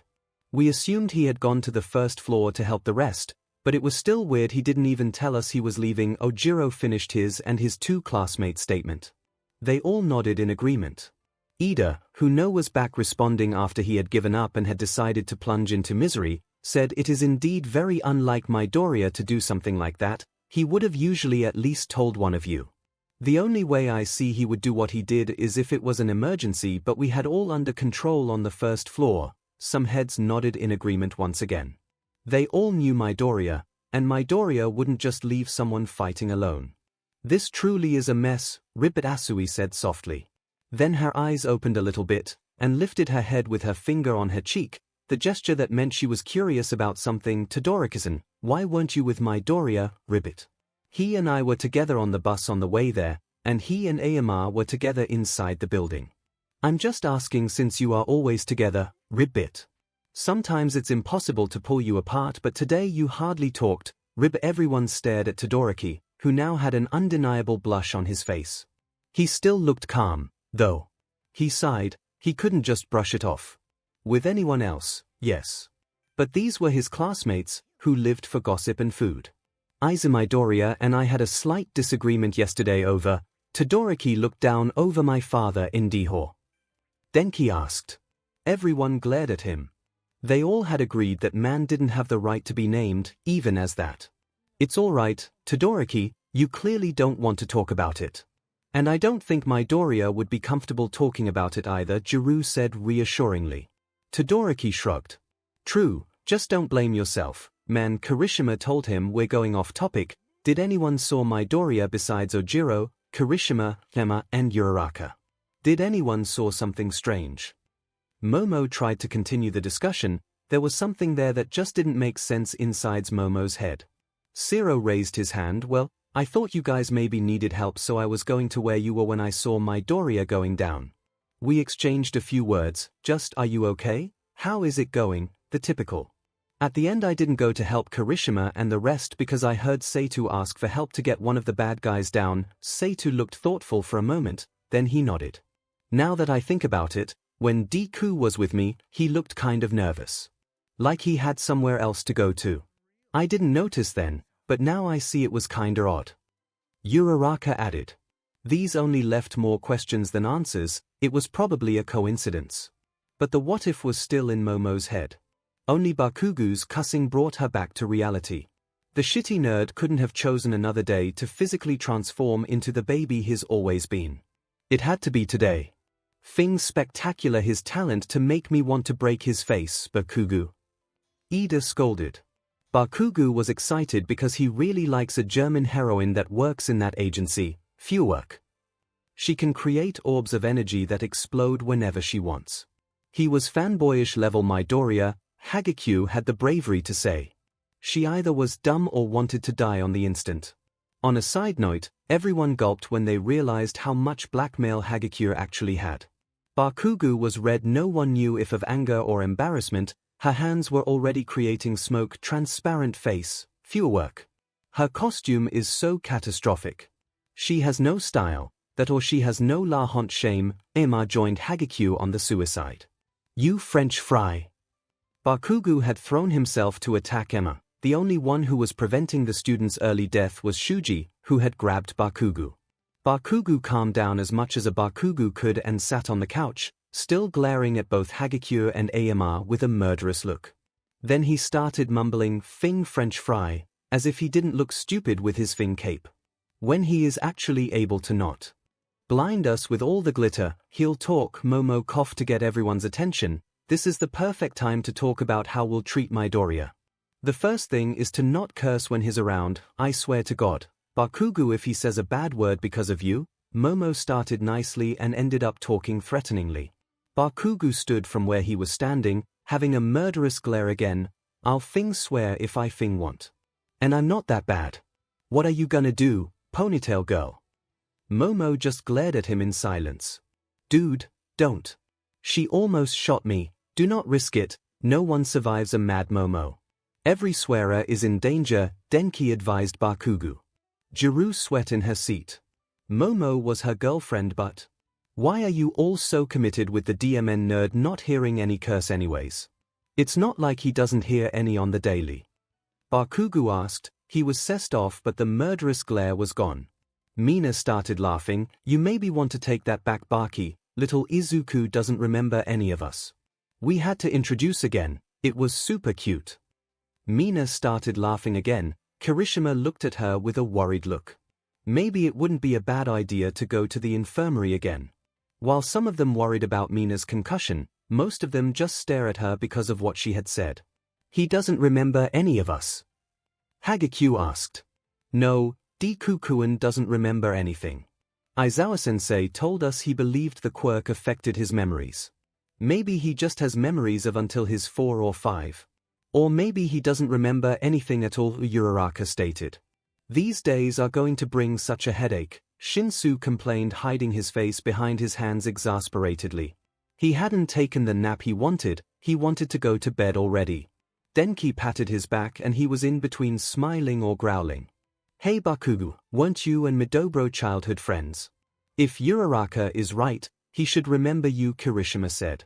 Bakugo went pale and started mumbling, panicked. Everyone was a bit scared of that face, to be honest. Oh no, no, no.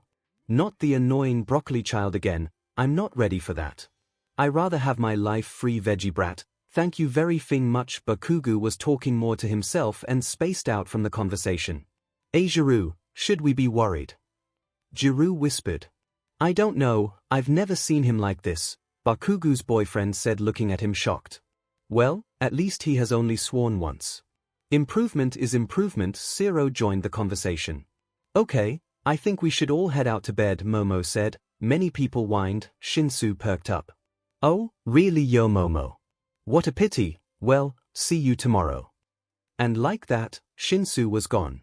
Don't take that personally, he didn't have his nap today, Kaminari defended him. Alright, let's wrap this up. We don't really know what happened, but something was weird about Midoriya missing. Ida and I will discuss telling Aizawa. Second, we don't know how much this will last, but for now, we'll help Midoriya as much as possible. But no cursing. I think that's all. Everyone to bed, Momo said. Everyone whined but started to stand up. I'll take Mina to the infirmary, just in case, Zero said. Yeah, Zero. Mina answered.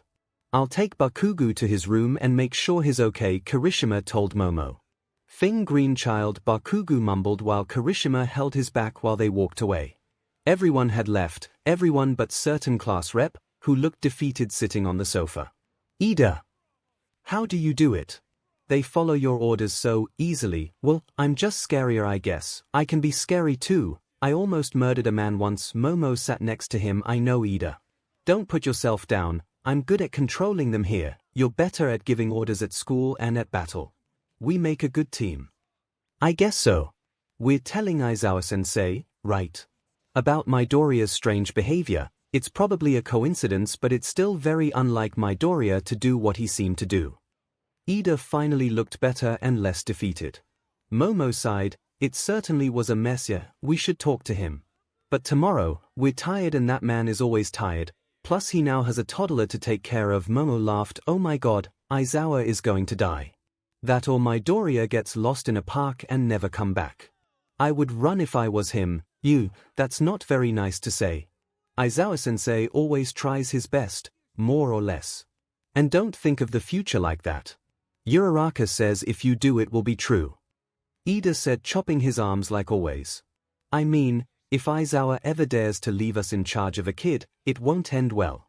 Remember what happened with Ida paled for a second. I can't deny that. Our classmates are quite irresponsible. Yorozu yawned and stood up. Well, come on Ida, as class representatives we need to give example, and I need sleep.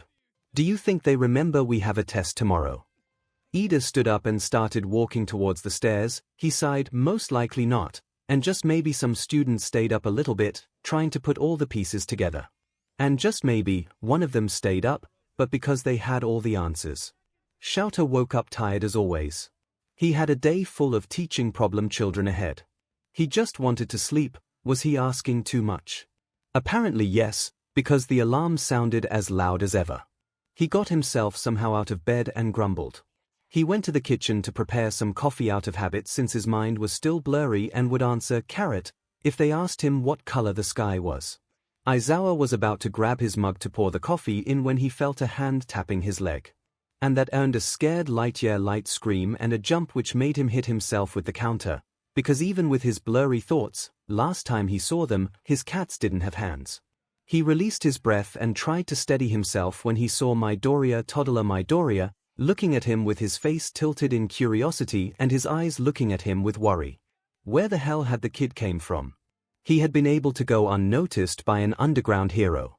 An underground hero who would just have sniffled coffee if he were a little bit more tired, but an underground hero. He was holding a rabbit plushie. Shouter wasn't sure it was there yesterday.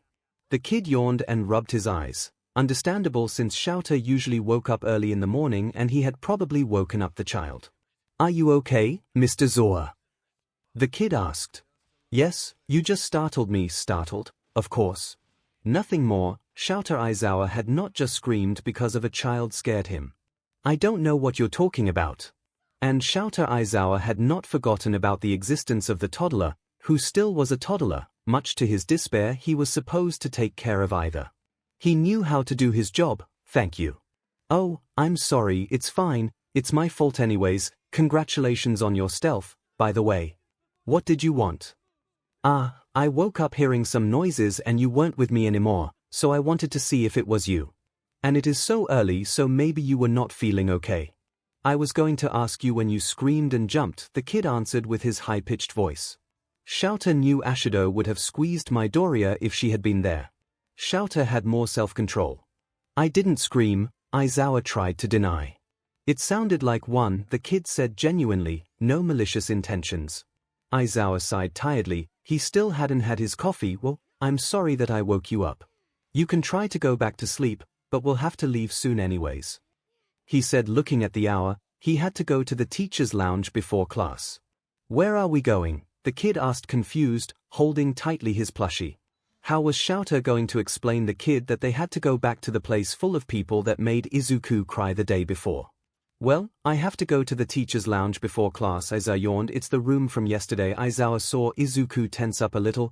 Don't worry, problem child, they are actually good people, just very dumb. Izuku giggled at that. And I won't leave your side, I promise, okay? And just like that, the kid was smiling again. 𝐿𝐴 had to fight the urge to smile back, like really fight it good. If you want, you can go change clothes. I hope Yorozu created more than one outfit, because you were dumb enough to only ask for one. Good job, 𝐿𝐴. I'll prepare breakfast and you can go play with the cats for a while. Izuku beamed at that, nodded profusely and went back to his room quickly. The two cats followed him. They had quickly started to like the kid. 𝐿𝐴 noticed he was now smiling. He sighed. He was not going soft. He was not going soft. He yawned, and that reminded him he still hadn't had his coffee. When he was done with his drink, he started looking for food to be called breakfast. Jelly pouch, more jelly pouch, yet more jelly pouch. He was mumbling while looking. Maybe he should take his students' advices and start eating something else. Take a risk, sensei. Try yogurts. He looked everywhere, but apart of jelly pouches, there was hardly anything, let alone something to be a proper child's breakfast. It had been a miracle he had been able to make the kid a sandwich the day before. There was only one possibility left. Change of plans, kiddo, we have to leave early. You'll have breakfast at the teacher's lounge. Izuku pouted. He was sitting down with new clothes, thank God, and playing with Cole and B. He was petting B and making funny faces at Cole. We'll come later and you can play more with them. Okay. Izuku stood up and went with 𝐿𝐴 to the door. Ready was all the man asked. Izuku nodded. Okay then, let's go. The walk wasn't long, it was silent. The kid was grabbing one of the ends of 𝐿𝐴's scarf to don't get too far of the teacher. They were near the teacher's lounge when 𝐒𝐴 started talking. Kiddo, I know yesterday those idiot people scared you, but they didn't have that intention. They are my friends, I guess. But they are good heroes. I'm sure they feel bad about it. 𝐒𝐴 stopped talking when he saw Izuku had stopped walking. He was looking at him wide-eyed. Kid. Heroes, like, more heroes. He said like he didn't believe it. Yeah, I teach at a hero school. Here everyone are heroes or heroes in training. After that statement, Izuku proceeded to produce one of the loudest shrieks, and Hisashi was his boyfriend 𝐿𝐴 had ever heard out of excitement. He could see the stars in his eyes while talking and just being excited. The kid was so happy he didn't even apologize for screaming. It was a cute picture. 𝐒𝐴 would have smiled fondly if he wasn't so shocked. So, everyone is a hero. That's so cool. Who are they? Do I know them? I'm sure their quirks are so cool. I thought meeting present MIC was the coolest thing ever, but I was wrong. Well, I don't know what will be better. The kid wouldn't stop talking excitedly, beaming. Well, present MIC will be there too since he teaches English. 𝐿𝐴 tried to talk before he got interrupted by yet more loud happy screams. I'll see him again. The kid was practically vibrating in excitement. 𝐿𝐴 sighed. Yes, the kid just incoherently screamed. It was not a loud scream, but compared to the always shy nature of his student, this was surprising. Izuku started walking more rapidly and even past 𝐿𝐴. Kid, slow down, you don't even know how to go there. I'm sure they will be there when we arrive. Izuku slowed down a little, but he was still beaming and vibrating impatiently. Right, good, now come on, problem child. Maybe 𝐒𝐴mentos can make you some breakfast or something. Izuku gasped. Oh, God, 𝐒𝐴mentos too. All the teachers except 𝐒𝐴 and Toshinori were sitting on the teacher's lounge, talking, grading some papers or just resting before their shift started. Hey, Nem, do you hear something?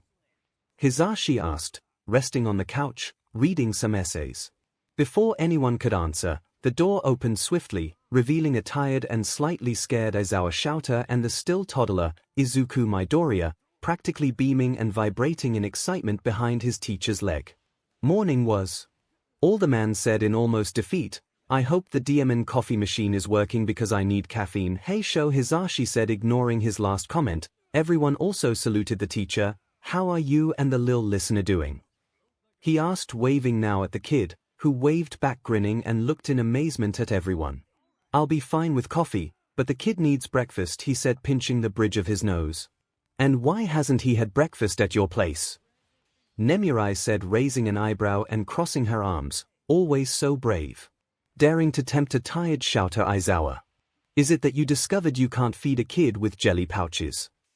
13 asked. They were brave, but intelligent enough to not come too close to the man. Just feed him, Aizawa said, grumbling and pulling himself aside to fully reveal Izuku. I'll be over there, kid, don't die. Izuku nodded, not really listening to his teacher, being mesmerized with Nemuri. Midnight, he said softly, but his excitement and smile remained.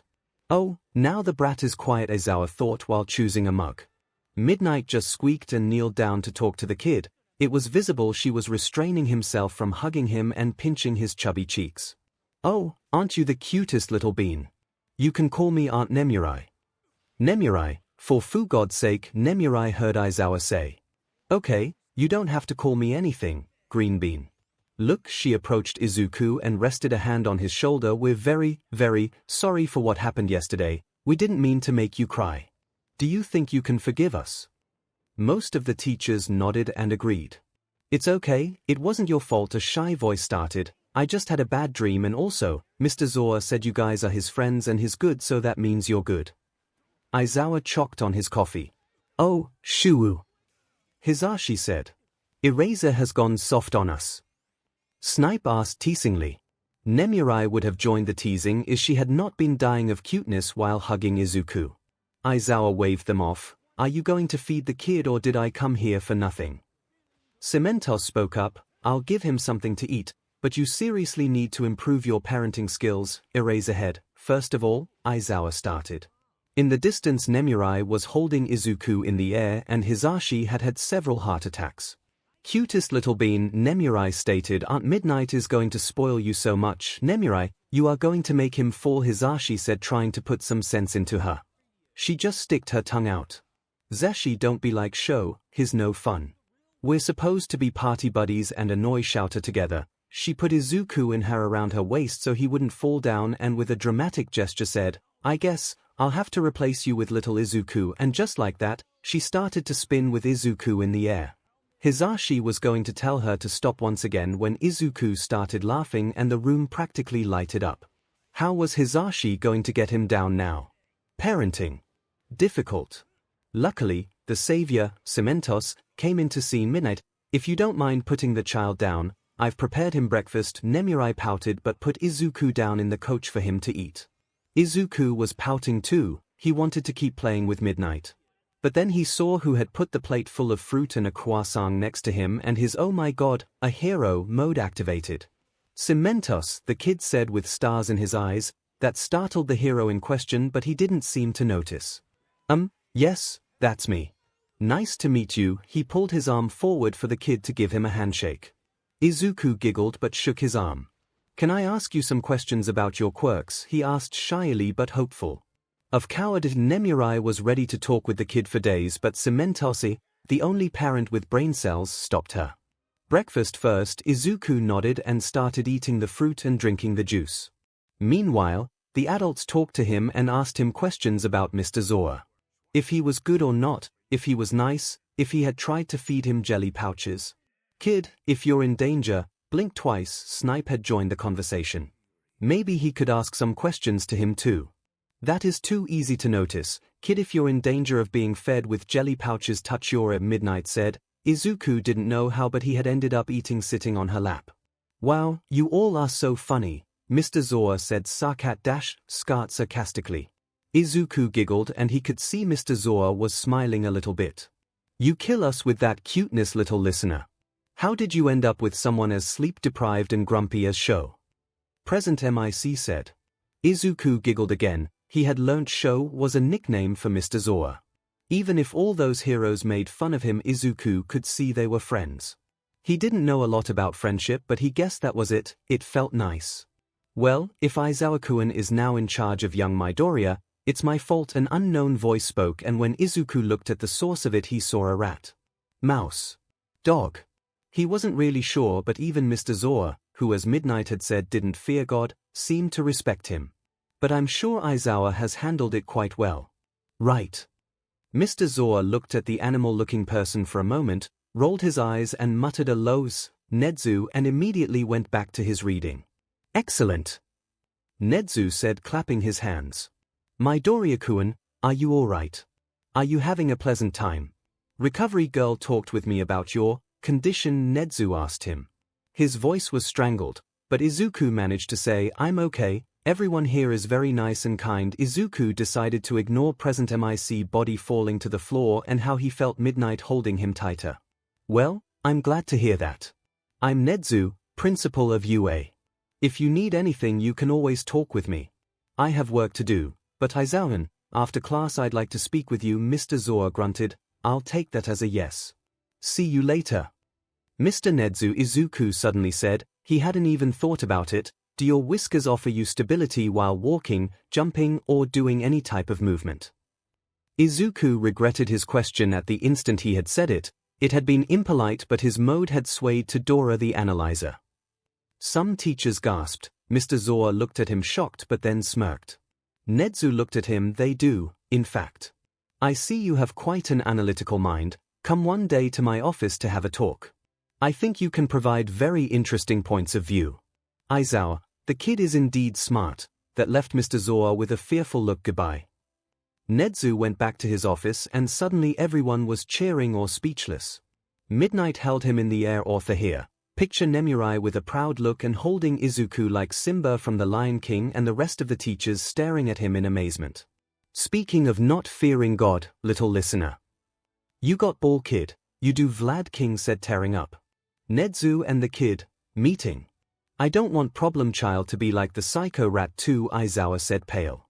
Everyone was so amazed by the kid no one noticed Chio entering the room, mutter their brain cells decrease every single day and leave. Aizawa finally finished grading Hagakyu's essay. He looked at the clock. In 15 minutes class started, and oh Kami, if it wasn't going to be a rough day with one of his students turned toddler. Furthermore, his class had this thing of getting into each other's businesses like there was no tomorrow. Their motto was together we're stronger with villains and gossip. Mina and Emma made that up. Aizawa sighed, maybe before getting to class there's an earthquake or something. But until that happened, he had to act as he wanted to get to class and teach. But before that, he had to do something really difficult, save Izuku from the hands of his co-workers because they were not his friends. Absolutely not, Izuku was wrong. Yes, he had no friends, thank you very much dash, who were now arguing over whose turn was to play with the toddler. 13. You've already had your time with Aizu. You have to share. Midnight screamed. 13 just held Izuku tighter against their chest and said, you'll never catch me alive. 13 started running through the room holding Izuku, who just laughed. Nemurai is right, although it's my turn, not hers. MIC said, chasing the space hero. Nemurai laughed sarcastically. Your turn my butt. Cementos glared at her, but, assessment criteria. Izuku looked at her, still in the arms of 13, confused but giggled. Ectoplasm decided to join the nonsense and with a clone, grabbed Izuku from 13's arms and scooped him up. I'm afraid, you're all wrong. It is my turn, if not, check the list of the order in which people get to have the kid. And another clone showed everyone a paper. Aizawa was surprised the paper looked elegant. When had he had time to make it? You just made that up. It's not fair. Nemurai complained. Why do you say that? Because the paper is filled with the name Ectoplasm, Hisashi said, crossing his arms. Well, that's not my fault. You should have written yourself in the list. I can see no one has booked Izuku time on Wednesday at 6. Everyone started threatening the teacher and yelling at him. Aizawa sighed again. A tough day, indeed. He stood up and faced the dumbass he had as co-workers. Sorry for interrupting, but maybe you want to start preparing for your classes, which start in less than 15 minutes. He deadpanned. Now, if you let me, I have to carry my student to class. He stood in front of Ectoplasm, who pouted. How is that even possible? Dash, the truth is that the math teacher was thrilled and excited because Izuku wasn't scared of him. Shouter almost felt bad, but he really had to carry Izuku because he wasn't jealous. What was jealous? Shouter Aizawa for sure didn't know. He was going to grab Midoriya himself when the kid laughed and extended his arms at Shouter, like wanting him to pick him up. Ectoplasm gave up and handed the kid to 𝐬𝐻𝐻, who now was fighting a smile. When the kid was scooped up by 𝐬𝐻𝐻, he giggled and exclaimed, "Mr. 𝐒𝐻𝐻. And God bless 𝐬𝐻𝐻's capture weapon for hiding his smile." The other teachers didn't have his luck. Hisashi was again on his knees, defeated in see ever so dramatic dash. Nemurai was tearing up, the others were shocked and dying as well. "Come on, kid, we gotta go to class," Aizawa said and left the room with the kid in his arms. "Are we going to see the big kids of yesterday?" Izuku said with big starry eyes. "Yes, although there will be more. There are 19 of them, and what are their quirks? I'm sure there are super cool ones." Izuku was beaming and vibrating again. "I once met a big kid that had a quirk of transforming his skin into something like cactuses. It was so cool, but he said it was itchy. He reminds me of one of those kids from yesterday. I think her name was Asuisan. She looked and sounded like a frog. She even said rib." Izuku giggled in between his rambling. 𝐬𝐻𝐻 had always known his student liked heroes, but not to this extent. Izuku was most of the times quiet. He only rambled about quirks and heroes with close friends, and the times when 𝐬𝐻𝐻 had been able to hear him weren't as extensive or passionate as this, but his analysis were impressive to say the least. That's why he had tried to hide him from Nezu. It had worked. For some time. "I love frogs, they are very appealing.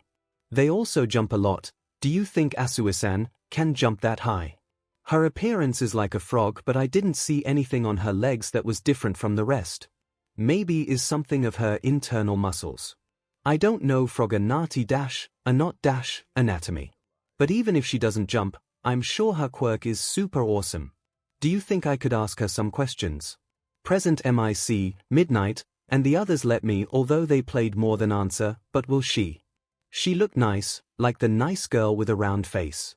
What is her quirk?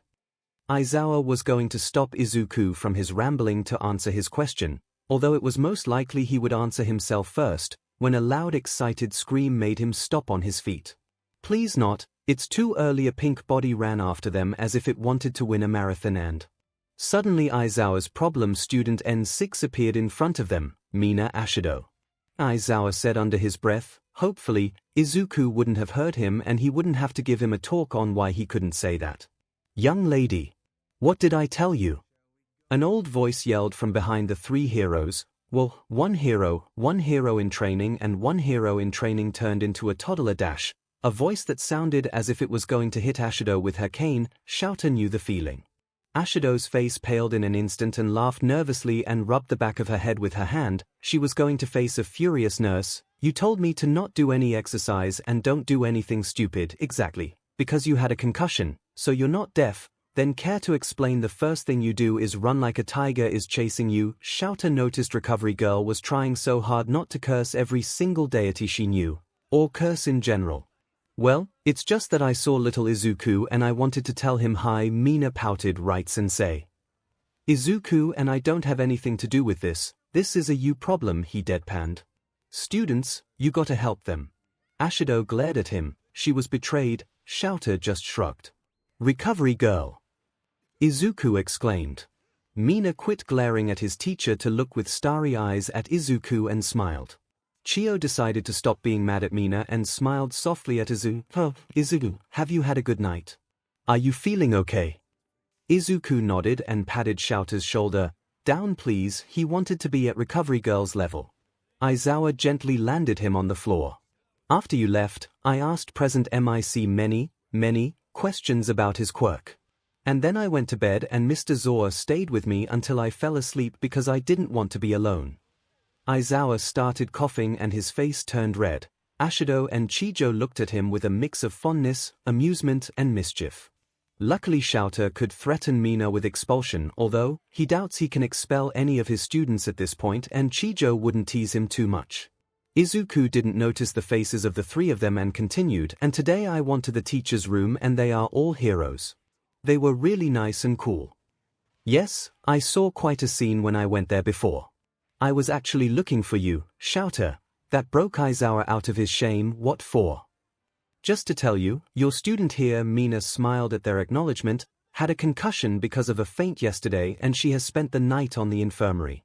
Make sure she doesn't effort herself a lot, or just do anything stupid." that was going to be hard, and be aware of symptoms in case she has not fully recovered. I'm completely fine, Mina tried to argue. Yesterday, when you and that poor boy entered the room, you were singing the intro of SpongeBob. And you didn't even know the lyrics, Recovery Girl said, without a hint of being joking. I'll make sure she's okay. Aizawa glared at Mina like saying, you better don't do anything stupid. Chijo looked reticent. Alright, I have to go, don't mess up. Oh, and Izuku, her expression turned to a gentle smile. Here you go, as you behaved really well yesterday, you've earned a sticker. She pulled out from her pocket a golden star-shaped sticker. You can use it now or leave it for later. Izuku took the sticker carefully and looked at it with amazement. He then looked up at Aizawa, nervously. What is it, problem child? Can you keep it for later? I don't want to lose it. I don't think I have any place to safe. Mina interrupted him, kneeled down to Izuku's level, and with the always permanent smile on her face, she said, I can. She opened her school bag looking for something. Let's see where I have it. Here. She grabbed a folder, and when she opened it, many plastic sheaths with dozens of stickers appeared. Why do you have so many stickers, kid? Aizawa asked. The aesthetic, sir, the aesthetic. She looked for an empty one. Now you can keep the sticker here. I'll give it to you later. Izuku, who was amazed by the large quantity of stickers, hesitated to give her the sticker. It was not that she didn't trust the girl, but the sticker was a gift, a precious gift. I'll take care of it, and I'll make sure no one gets it, she winked. Okay, he handed her the sticker and she, sticking her tongue out, cautiously put the sticker inside the plastic sheet. See, I'm an expert in all this. I once kept the sticker of the Queen of England, she said, only half joking, looking proud. Whoa! Izuku looked at her in amazement. Aizawa looked at the scene, smiling fondly. How couldn't he? Those were his kids' students. Those were his students, nothing more. No, sir. Well, I have to go. Don't do anything stupid, Recovery Girl said, as she walked to the infirmary. Yes, we have to go to class too, Aizawa sighed. He really didn't want to go through all that. Don't worry, Sensei, although last night was a bit weird, I remember we said in our emergency meeting we would behave, more or less. We would try. Some of us would, Mina said as she was putting all her notebooks inside her bag again. Wow, thanks, he said sarcastically. No problem, and Aizawa couldn't figure if she was mocking him or she was that oblivious. Let's just go to class, we'll be late. Come on, Aizu, I'll give you a piggyback ride to class, Mina proposed, excited. Aizawa pinched the bridge of his nose. Ashido, I'm almost sure Recovery Girl just said you should take it slow. She literally threatened us. And I don't think carrying Izuku on your back when you've had a concussion is a safe or just good idea. Mina just waved her hand like resting importance to it. Don't worry, Sensei, I have it all under control. And Mido wants the piggyback ride, right? Izuku nodded. And we'll get quicker to class. I'm not sure. Please, Mr. Zoa, I want to go with Mina. Izuku said pleadingly, with puppy eyes. Aizawa sighed. He was usually invulnerable to puppy eyes. Probably those were kitten eyes. Aizawa sighed. This wasn't going to end well. If something happens to your classmate, I'll expel you. That's a yes, Mido. Mina screamed excitedly and in celebration started dancing and jumping around with Izuku in her arms. The toddler started giggling. Ashido, take it easy, Aizawa said, and grabbed his student's school bag. Ashido was already carrying Izuku on her back, ready to go. Let's go then. They started their way. It was full of childish laughter, jokes, sighs and tired groans, and rambling and Izuku's questions about Mina's quirk. Kid, Aizawa said. Izuku looked at him with big eyes, resting his chin on Mina's back. I know you met some of my students yesterday, but those were the good ones. Mina perked up. Or at least the dangerous groups were combined. They'll be loud and chaotic, but as the teachers, they are good. Okay. Can I ask them questions? Yep, Aizu. Everyone wants to meet you. Mina said, grinning. Really? Izuku's eyes were wide. Of course, last night everyone was talking about how cute you are and how much they wanted to hug you and squeeze you. Aizawa raised an eyebrow and glared at her. But as I said, we'll behave. We'll be super responsible, super quiet, nothing chaotic and super goodish. Mina couldn't keep talking because as soon as the three entered the classroom, chaos welcomed them. Bakugo was wearing a horse mask while making explosions and trying to attack Hitoshi, who had a smirk on his face. The only person holding back Bakugo was Kirishima, while Kaminari and Zero tried to put peace between the two of them. Uraraka was a mafia boss while she ran a bet on who was going to win the fight. Around the fight there were many students chanting fight. Fight. Fight. Yorozu was pinching the bridge of her nose, while Jiru and Shuji were trying to comfort her. Ida had already given up on life and was hugging himself on a corner. Meanwhile, Todoroki, Fumikage and Kuda were having tea at an ice table in another corner. That was only talking about students. The class itself had burns, holes in the walls, ice all around the classroom. Aizawa was surprised it was still standing. Everyone froze and paled when they saw their teacher. "You have 1 minute to explain. Now." All the students froze. Let's just say what had happened wasn't very easy to explain. "Well?" Aizawa asked impatiently, holding back only because little Midoriya was present. Mina looked at all of them half, "You're stupid and I'm going to laugh my butt off and I can't help you, you can't be not stupid for one day." But at least little Midoriya looked like he was okay with his smile. Oblivious of the storm that was about to happen. Every second passing, Aizawa's death glare grew darker and angrier. Kaminari decided to go with their usual strategy. "It was Midoriya." "How the foo dash," he started but thought better. "Yeah, I don't think so. How can you be so stupid, dunce face?" Bakugo exploded. He said it not knowing where to look since the horse mask was still on. Bakugo, Aizawa and Momo said at the same time. Mina just gasped and covered Izuku's ears.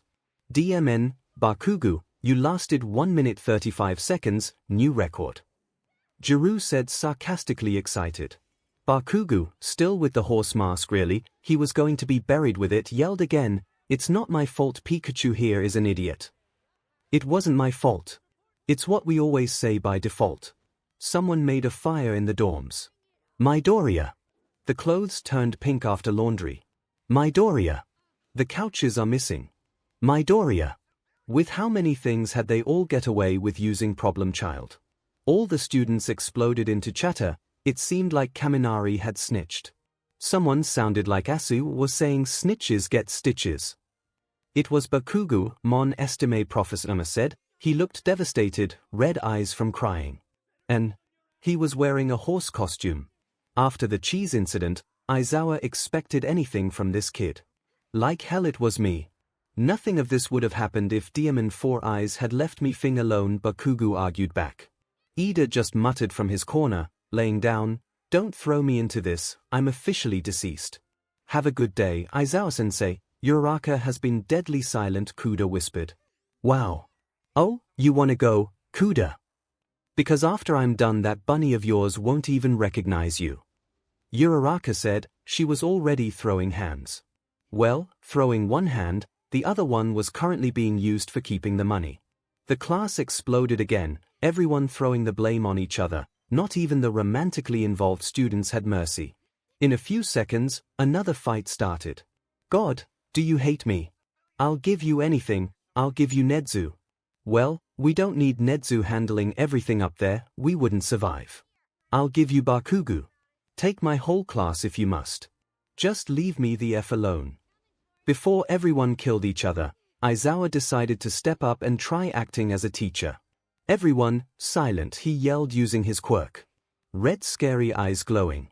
"Why is Mr. Zora mad?" a little voice said behind the teacher. "Because he's surrounded by dummies," Mina whispered back, trying to reassure him. "Is he going to ground them?" Izuku kept asking. Aizawa tried to ignore the slight frightened tone he was talking with. "Nah, don't worry. Well, probably they'll get detention, but sensei's pretty chill. And it looks like they are listening to us very carefully." "Ashido, shut up.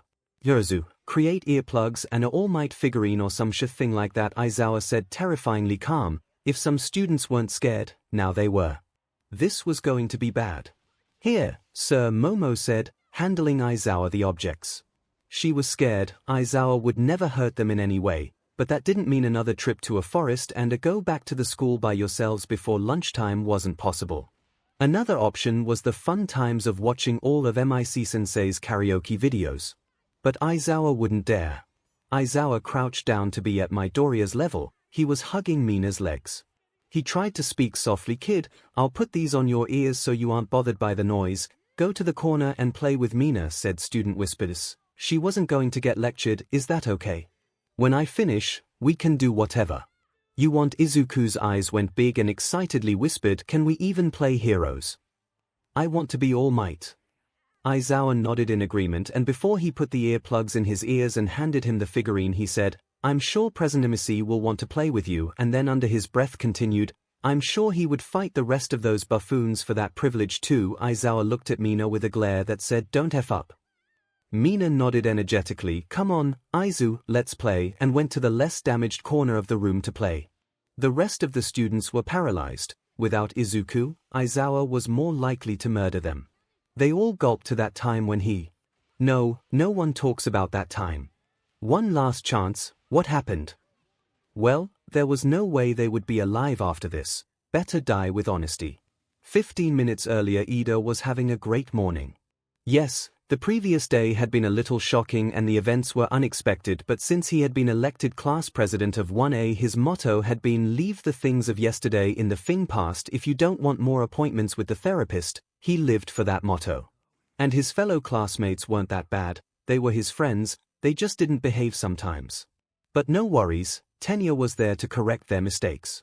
So, Tenya was having a great morning. He had been able to study for their test, he had had a very nutritional and delicious meal, and he had been able to extend his morning jog a bit because he didn't find himself tired. A good morning, really. That's why, he was on a good mood, ready to face lessons, and help his classmates. When he arrived at the classroom, Bakugo, Kirishima, Shuji, Kuda, Todoroki, and some other classmates were already there and chatting. They were improving their punctuality skills. As soon as he took some steps into the room, he found Bakugo sitting at his desk and Kirishima looked like he was trying to put some sense into him. That was not very strange, if it wasn't because of the clothing Bakugo was wearing. Instead of the normal uniform shirt, tie, briefs, Bakugo had decided to wear a grey hoodie, black briefs, and sunglasses. Why? No idea. It had been a great morning. Bakugo, he said, chopping his arms, walking towards his two classmates. As the class president, it is my duty to inform you, you are breaking class code by wearing those clothes. Do you need something? Perhaps you don't have uniforms left as tomorrow is laundry day. Bakugo just chaired and looked away, crossing his arms. Kirishima looked at his classmate apologetically with a sigh. I'm sorry, man, when I came for breakfast this morning, he was already dressed like this. I tried, but he has it stuck on his stubborn mind is wearing this today, he said, the last words glaring at Bakugo. Bakugo, I ask you once again to please change clothes. You still have time if you're quick, to put on your uniform before Aizawa-sensei arrives. Ida tried to be reasonable, he'll be tired enough of taking care of Midoriya. Toddler Midoriya. We have to come up with a name to differentiate Teen Midoriya and Baby Midoriya. He noticed he had started rambling like said classmate. For the last time, Harry Fing Mac President Potter, I would rather die, he said, giving importance to it than changing clothes. Kirishima and Ida sighed, this wasn't getting there nowhere. Then, as if she were an angel, Yorozu stepped into the classroom. Ida didn't want to admit it, but people behaved because of her. She could help him. Yorozu, come here please, Ida said. The vice president walked to them curiously. Could you tell Bakugo why he should change clothes? His breaking dress code. Bakugo just looked defiantly at Yorozu, who held his gaze. It was like a contest. Yorozu finally spoke up, crossing her arms. You are not changing clothes, are you? No, Bakugo said bluntly. Yorozu sighed, do whatever you want, and started going to her desk. But Ida started. Yorozu raised a hand to stop him. Look, I've been studying until 3 in the morning for the test. Ida noticed, turned to look at them with looks on their faces saying, wait. We have a test. I'm too tired, so I'm going to make me some tea, she said, showing a kettle she had on her backpack. You could say that's when the chaos started. Kaminari came to them running and shouting, look, I've printed the photos we made yesterday of Sensei and Izuku sleeping on the bus. Who do you think will be more embarrassed? As he went too fast and too excited, he crashed Momo and little electric sparks left his body. Momo, shocked, threw her kettle on accident and fate wanted it to land on Todoroki's desk. 𝐂𝐻D Kirishima whispered. Todoroki's reaction was to use both ice and fire to destroy the kettle. And of course, he didn't use his quirks lightly. There were now fires around the room, and columns of ice in some corners. When the kettle was nowhere to be seen, Todoroki's gaze came back to being emotionless. I apologize, it had really been a great morning until 10 minutes before. Bakugo burst up laughing. Well, that's it. Bakugo, take that hoodie and those sunglasses off. Ida said loudly, grabbing Bakugo's hoodie to take it off. 4A's. Stop it the F now. Bakugo said, muffled because of the hoodie being on his face. Ida succeeded and the hoodie and sunglasses ended up on the floor. More specifically on the part of the floor that was on fire. Bakugo felt into his knees when he saw his disguise was burning in flames. Maybe it's me, but I think we should try to fix this, Jiru said, standing next to Momo. I mean the fire. Bakugo needs a therapist, not us. Momo started creating a fire extinguisher. I'm on it, everyone get behind me. They all followed her orders while she started extinguishing the flames. Bakugo quickly went to see the state of his clothes. These were, let's say, no longer usable. Bakugo started to look at the emptiness. That certainly was UN's spectacle, Emma whispered, loud enough for everyone to hear him and break the silence. Kaminari spoke up, yeah, it W, or what the holy mimosas is that dude? Even Bakugo turned around to look at the two blondes. Oh, this is Mon project for fashion class, Emma. It is support class. Costumes, devices, even some strategies. Not fashion class, Uraraka argued. Fashion class, Emma repeated. Uraraka just sighed. But why is your project a full horse costume? Zero asked quietly, fearing the weird answer AMR for sure was going to give. No one noticed how Bakugo's ear perked up because of that question. He quietly stood up, and while AMR didn't shut up about the DMN costume, he approached him. Would he look ridiculous? Yes. Was it better than being recognized by Deku? 1,000 times yes. With a swift move, he removed the costume from Glittergay and ran to a corner to put it on. Bakugo. I'm sorry, French fry, it's not personal. Bakugo, mon ami, most of the times I would love to have a model to show my designs, but that costume is made for me. Tu vas le détruire. AMR said, trying to stay calm, but rage going out of his eyes when he walked towards the costume thief. Like hell, this is my last chance. Bakugo screamed back. At that, AMR jumped onto Bakugo and they started fighting, using nail and teeth to grab the costume. Kirishima gulped and whispered, they are like animals. To be fair, they were. Everyone stepped back, not being brave enough to break the fight. This lasted for some minutes until the costume couldn't hold itself together and broke. Bakugo held the horse mask while AMR the rest of the costume. If AMR was mad before, now he was feral. He would have ripped all of Bakugo's limbs one by one if Hagekyo hadn't grabbed him to stop him. You, Blaireau. Grand Casse Kui and Boudin. He kept yelling insults. Bakugo was unfazed by them and was just putting the mask when Hitoshi entered the scene. He was grumpy and tired as most mornings. He really didn't understand how people like Midoriya could come to class cheerful every day. Especially with the migraine that caused 1A's chaos. Today was even a bit more of chaos, as when he entered the classroom was welcomed by all that scene. He then saw Bakugo with a horse mask, and well, who could have had blamed him? It was a chance to PSS off his favorite butt, Katsuki Bakugo. Wow, finally your face represents you, he deadpanned. As he approached the blonde Pomeranian, who was talking to Kirishima, he liked that guy, he was nice, even standable. What was he doing with Bakugo and Kaminari, who facepalmed when he heard his words? Bakugo was quick to react, standing up and barely holding back to explode him. F you said eyebags. You're right, I forgot to say that face also represents how many brain cells you have in that head of yours.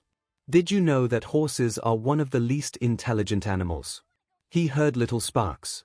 Denki looked at him as he was an idiot, telling him to shut up for his own safety.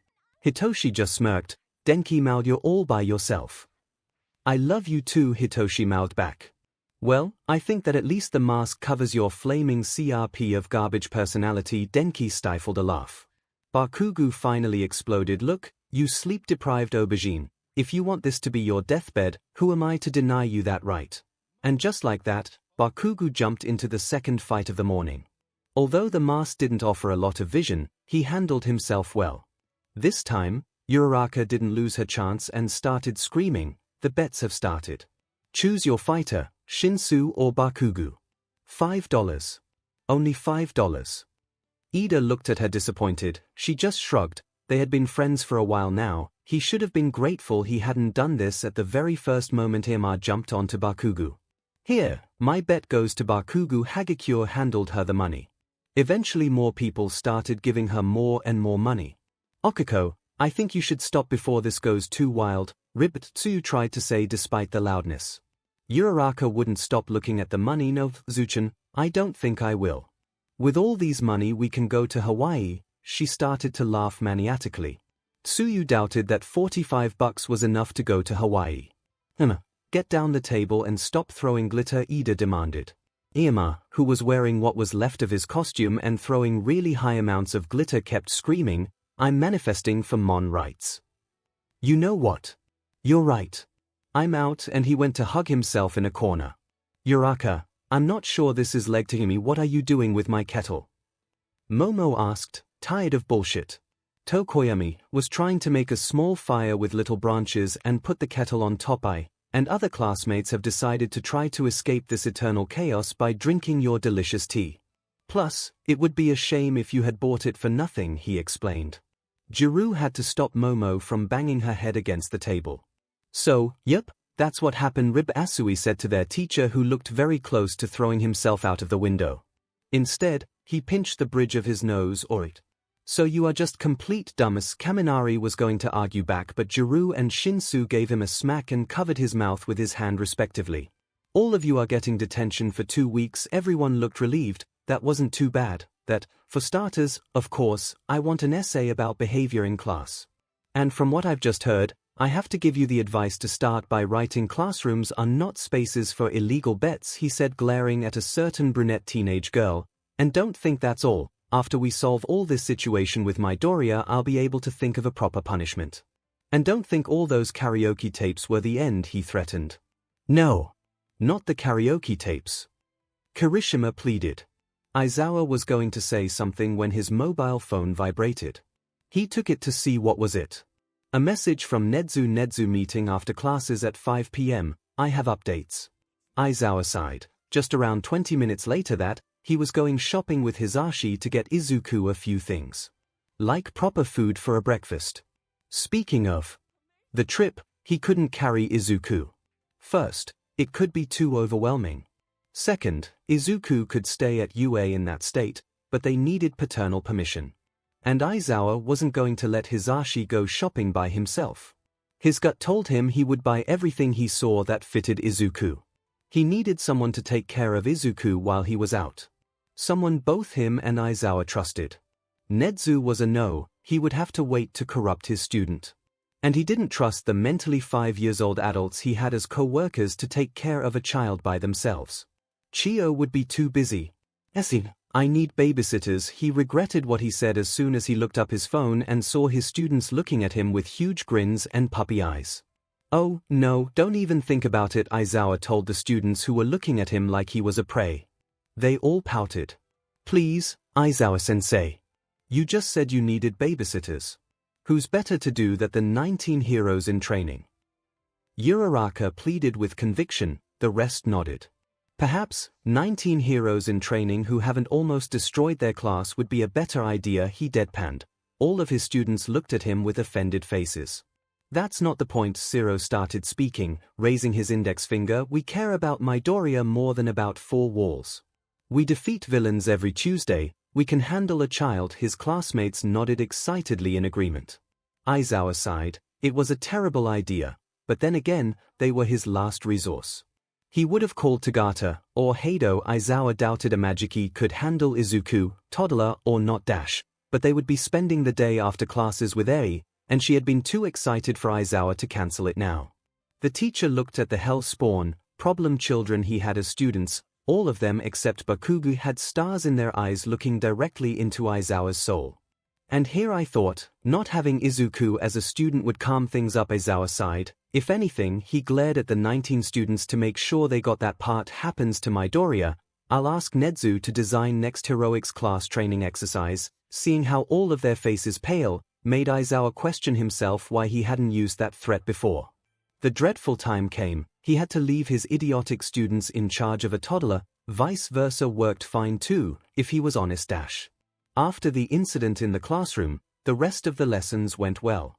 Every student freaked out with Izuku's chubby cheeks, but as they were older, they had more self-restraining skills. Izuku behaved really well too. Too well. It had been almost like there wasn't a toddler inside the classroom. He had entertained himself drawing with some crayons and papers. What was he drawing? No one knew. He had glimpsed something that looked like a banana, but he wasn't sure. The problem Aizawa had is that Izuku had remained deadly silent, and he would have been lying if he wasn't worried that he had scared the kid with his scolding towards his classmates. One day and he had already fed up? Great. He was holding Izuku's little hand, a bit terrified of what he would see when he came back from going shopping with Hisashi. And no, Hisashi, he wasn't overreacting. That last year, he had seen too many things he wanted to forget. Who would have thought teenagers were so dangerous? Alright, tell me again the rules to make sure your brains still work, the teacher asked to the students that had offered to babysit and Aizawa had approved. Mina, Kirishima, Shiro, Ida, Uraraka, Asui, Momo, and Todoroki. However, he had the slight feeling Kaminari was peeking over the corner, hiding to enter the room and babysit as well as soon as Aizawa left the room. Rule number 1. Ida started talking from the couch where the 8 students were sitting. If there is any issue, we will call you immediately. Rule number 2, Asui continued, do not feed Izuku-chan unless he's very hungry. If that case presents, we will call for you to approve the food ribbit. And number 3, Mina said, raising 3 fingers, don't go out of the common room. She cheered as they had succeeded the very difficult task of remembering 3 rules. Aizawa narrowed his eyes, examining his students. They looked pretty responsible. He sighed and gave in, but before that, he leaned down to speak with Izuku. I've already told you this, but I won't be here for a couple hours, and you'll be staying with them. If you need anything, tell them. You can ask them to call me if something goes wrong too. Be good with them, all right, kiddo. Izuku remained silent but nodded with conviction. Aizawa chuckled and ruffled his hair before standing up. Good. I'm leaving, I don't want any trouble, he told the students sitting on the couch, glare included as he was exiting through the door. See you later, Aizawa-sensei, Uraraka said gleefully. We'll do our best to ensure our classmates' well-being. Ida exclaimed. Of course, man.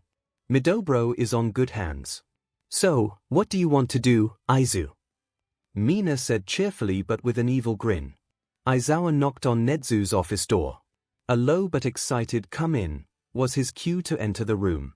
Aizawa, what a lovely surprise, please take a seat, the principal grinned, sitting on his chair behind the desk. You told me to meet here after classes, Aizawa snorted as he sat down on another chair. We both know you attend half the meetings you're supposed to, the rat argued back. Aizawa crossed his arms. You said you had an update about Problem Child's case. Nezu looked at him with that look. The look. Nezu's eyes hid evil plans and Machiavellian ideas. Yes, in fact, I do. Aizawa gestured him to continue. I went through Japan's quirk database searching for a person with the abilities to de-age someone, specifically with the characteristics that Midoriya show, and Aizawa asked impatiently. He had started to tap the floor with his foot. There's no known villain with said type of quirk, Aizawa groaned. There, Aizawa-san. I didn't ask you to come here because of this. Although, he's not a villain, at least that we know. There's in fact one person with this type of quirk. Nezu took a paper file and handed it to Aizawa. It was a picture of a man and some data about him. He looked rather plain given the fact of how everyone today looked. He was tall and lanky, he had pale skin and black hair. The most outstanding feature were his eyes. One was bright yellow and the other deep blue. The file didn't contain many interesting information. Tetsubaru Akutane, age, 30, height, 5'9" quirk, age regression. If he touches someone with both hands, he can make their bodies go through time to have the age he desires as long as it's less than the original one. Aizawa hummed when he finished reading the file. Akutane looked like the person they had been looking for. Have they interrogated him yet? 𝐻𝐻𝐻 sipped from his cup of tea. Here comes the conflict. Akatane has been missing for 2 months now, and he sipped again. Aizawa stiffed. He didn't like what his guts were telling him missing. It was a stupid question, but it had got him off guard. 𝐻𝐻𝐻 nodded, left to work on a technology company, never came back. After the Midoriya thing, some detectives think he left to turn into villainy. 𝐻𝐻𝐻 stopped there, like he wanted to add more. Aizawa knew his boss even if he didn't want to well enough to understand that look. But you don't think so? I agree, the file shows he was a model citizen, not even a traffic ticket, he said, examining more carefully the paper, as if there was a clue somewhere hidden. But as much as he looked, he could only see the same boring data and the plain-looking man of the picture. But then again, he's the only one capable of doing that to Midoriya, he said, looking at a copy of the paper as it was a puzzle he had to solve. Copying quirk then? Aizawa proposed, not looking up from the paper. Unlikely. Why would he be still missing then? The principal asked more for himself than for anybody else.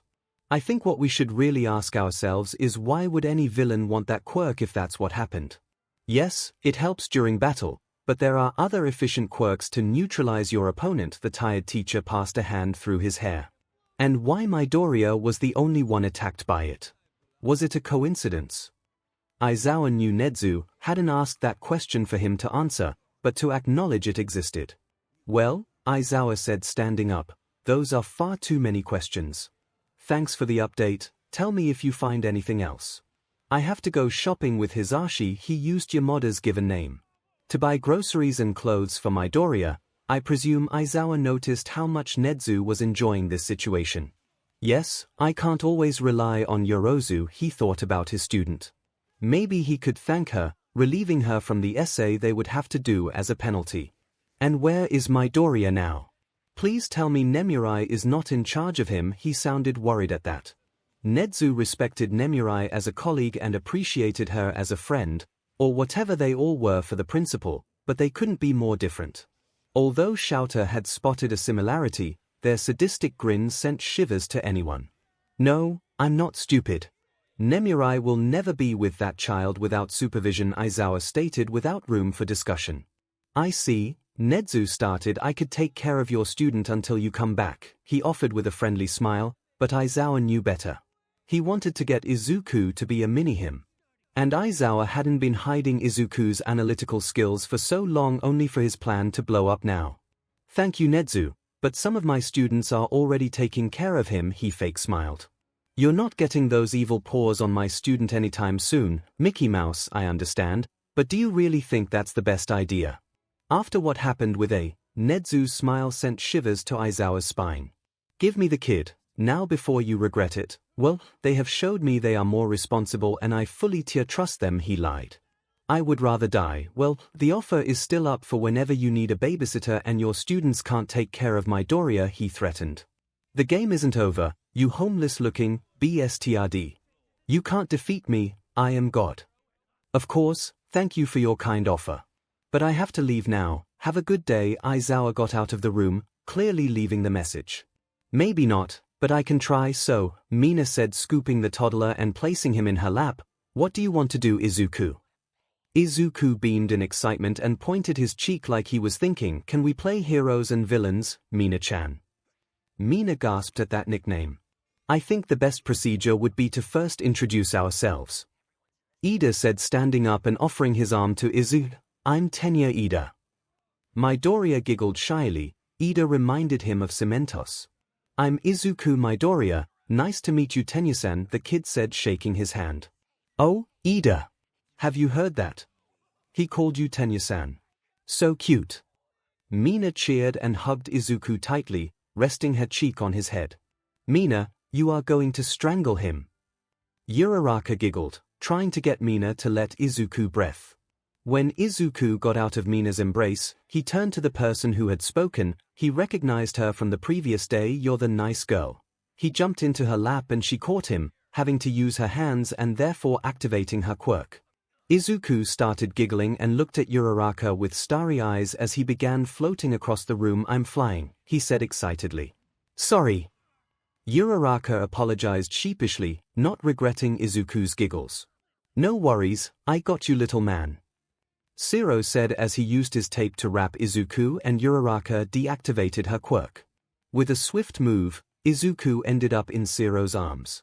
The toddler looked at him for a moment, trying to know what had just happened, but ended up giggling and his gaze ended up in 𝐒𝐿's elbows. Does the tape come from here? Izuku said as he escaped from 𝐒𝐿's arms and climbed up to examine 𝐒𝐿's elbows better. Said boy was struggling to not let Izuku fall as he was now hanging from his arm. Maybe you should ask your questions from the ground. It would be safer. Ida said, chopping his arms. He grabbed Izuku and held him with his arms extended in a strange way and left him in the floor. 𝐒𝐿 sighed in relief. Izuku sat on the floor looking at Ida and then looked down. I'm sorry for being annoying. Mom always says I should respect personal boundaries. I just got excited because your quirks are so cool. He said with stars in his eyes for a moment and then looked down again. And people don't usually let me ask questions. I'm sorry. If why you want me to shut up, it's okay. Izuku didn't dare to look any of them in the eye. He didn't want to see his angry faces. Mr. 𝐬𝐻 had told him to behave and be good. Now they would tell him what he had done and Mr. 𝐬𝐻 would be angry. Izuku didn't want that. The man was one of the first people that was nice to him in a long time.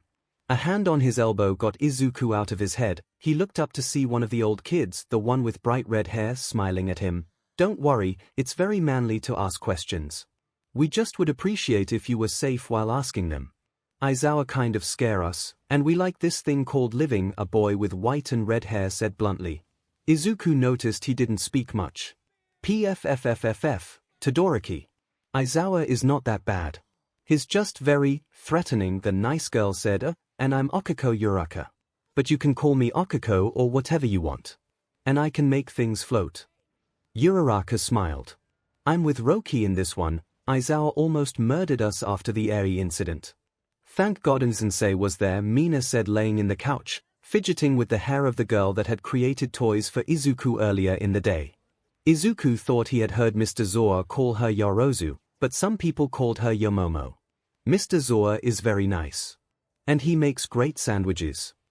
Izuku said, beaming while talking about the man, and he has such a cool quirk. It is one of the coolest ones I've ever heard. He told me that when he looks at someone, they can't use their quirks. I'm sure he's a great hero. I have to write about him on my analysis notebook. Izuku kept mumbling and moving his arms as he did. The teens who were babysitting him smiled. Well, we can know for sure that he was born with his chatting manners, Momo giggled. Hold on right there. 𝐒𝐿 said, and Izuku shut up. Yeah, 𝐻𝐻𝐿 sensei's quirk might be cool and all that. But my quirk is the best. I'm basically Spider-Man, but without the spider things, 𝐒𝐿 said proudly. Excuse me, but are you forgetting the fact that if I played rock, scissor, paper, I would be the invincible Rock, the red-haired boy stated. Izuku went wide-eyed when his arm morphed into something like rock. Bro, no offense, but I can just dodge your attacks and defeat you. And yet, you couldn't dodge my ice during the sports festival, Todoroki deadpanned. His face showed no emotion. And 𝐒𝐿 is now dead. Really, Roki, you didn't know murdering was illegal?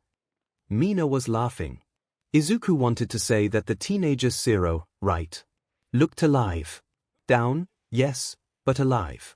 Goddess, Momo here, would kick our butts if we fought. Uraraka jumped into the argument.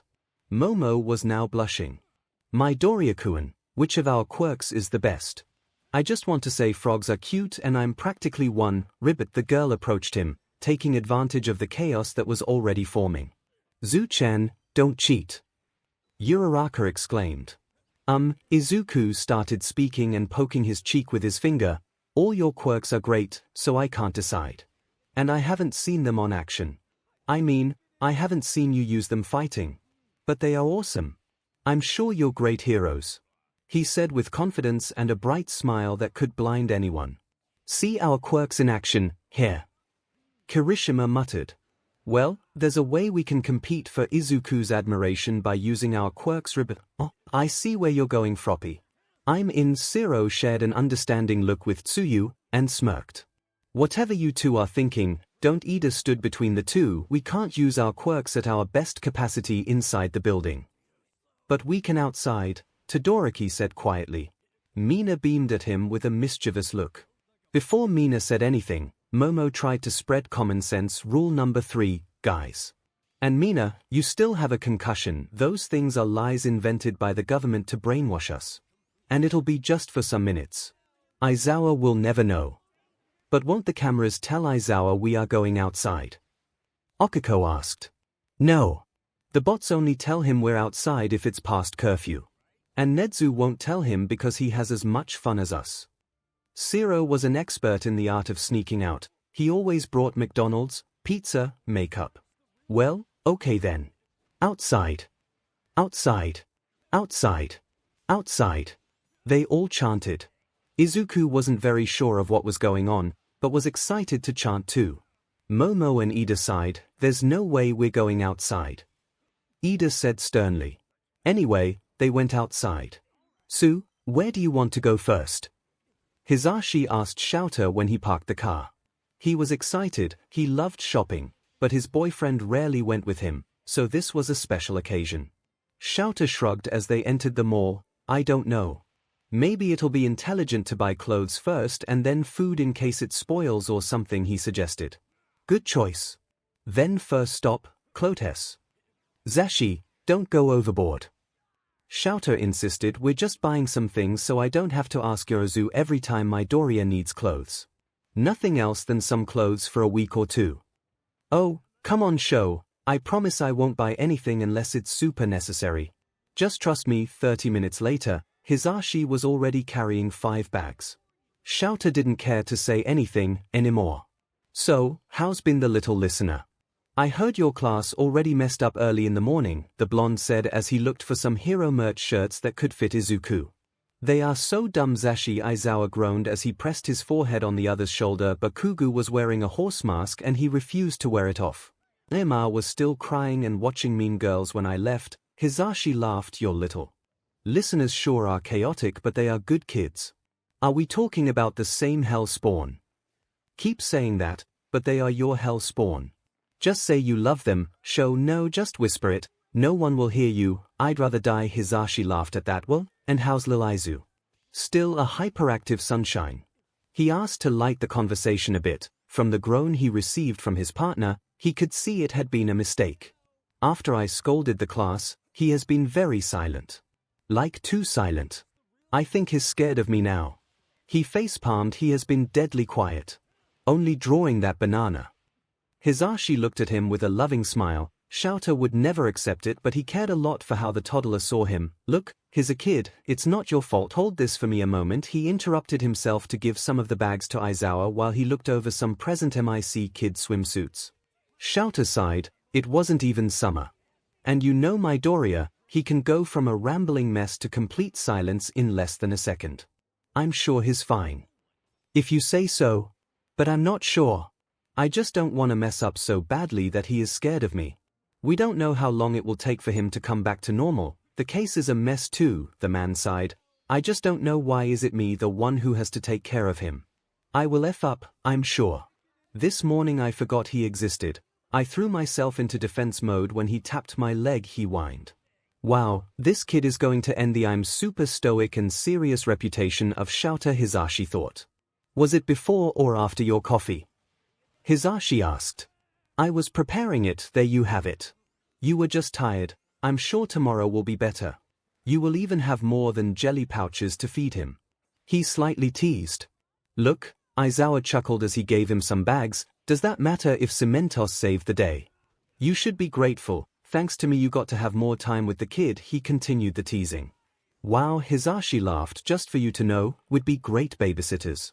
Better than your hell spawn. He made quotation signs with his hands. Oh, don't remind me.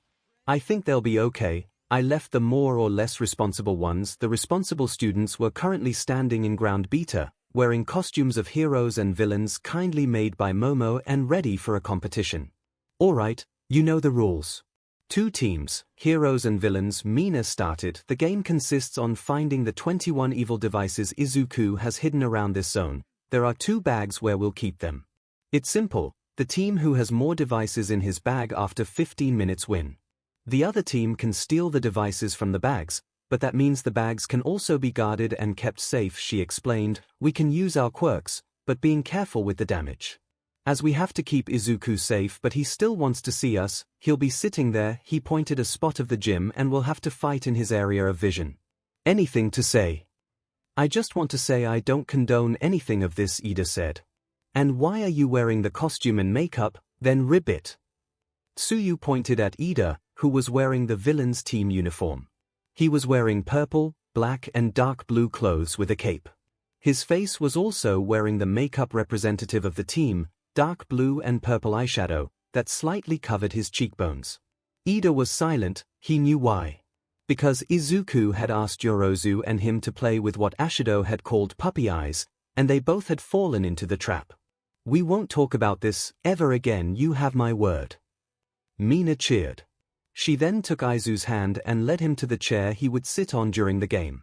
You have to stay here during the competition, okay?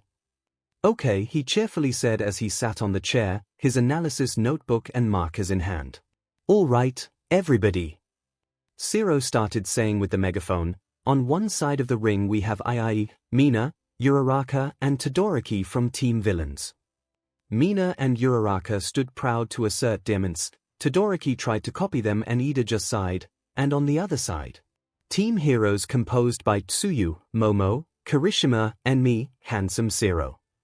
Whenever you're ready, little man. Zero said to Izuku. He cheerfully pressed the timer. The game has started, Zero managed to say before everyone started running and yelling, trying to find the devices. Ida-kun, I found one.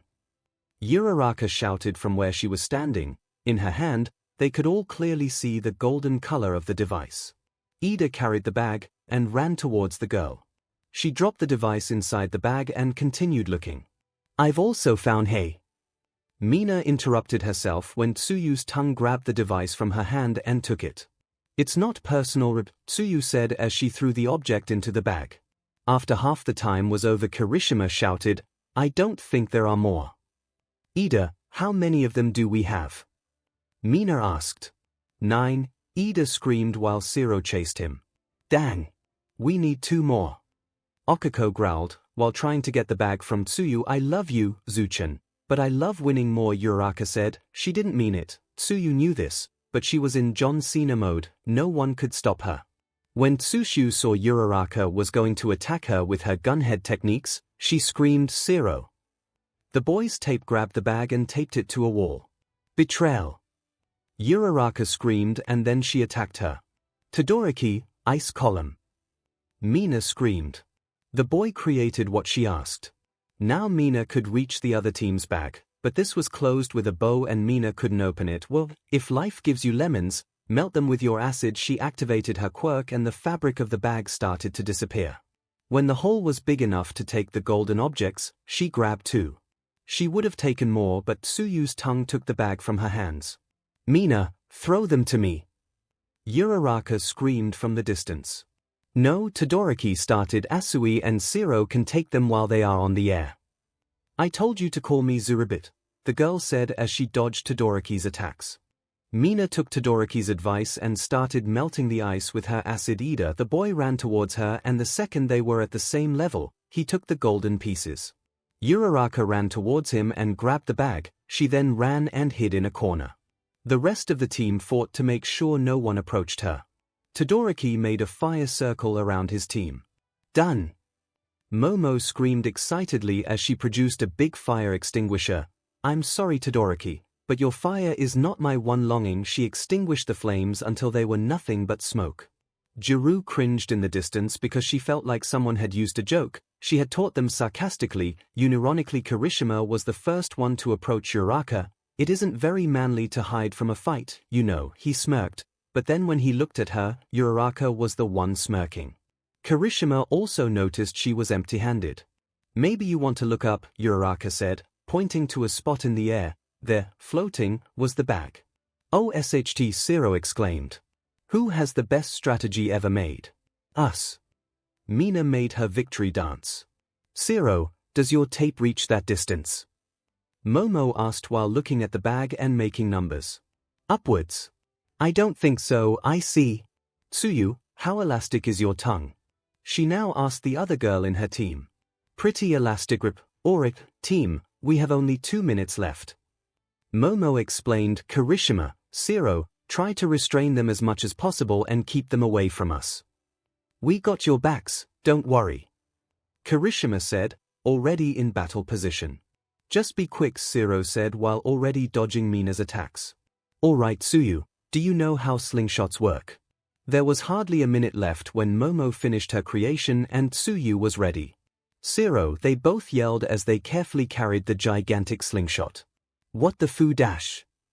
Uraraka started as she saw her girlfriend's tongue where the RBB should be. It would have cost me more energy to produce the RBB and Tsuyu is as effective. Momo said confidently. I don't get enough recognition for doing this, 𝐤𝐸 said as he prepared to be thrown. 15 seconds. Mina exclaimed. Shoot! Momo commanded, fearing not having enough time. 𝐤𝐸 was thrown into the air, where he caught the bag. That was the moment in which Momo realized she hadn't planned how to catch him. Tsuyu. The girl was having trouble detangling her tongue but she caught him just before he hit the floor. Give me the objects. Kirishima said holding their bag open. 𝐤𝐸 threw the 2 golden pieces to his partner, who caught the first one, but just as he was going to catch the second one, Mina pushed him and the object fell to the ground. The hornet meaning the game was over sounded over their voices. Izuku started applauding. Who has won? Uraraka growled, impatient to know. Both teams have 10 objects and 1 is on the ground, meaning there's a tie. Ida explained calmly, trying not to anger Uraraka. Bullshit, there must be some rule for this. Momo glared at her for her swearing. Thankfully, Izuku was still too far from them to hear anything. I mean, we invented the game.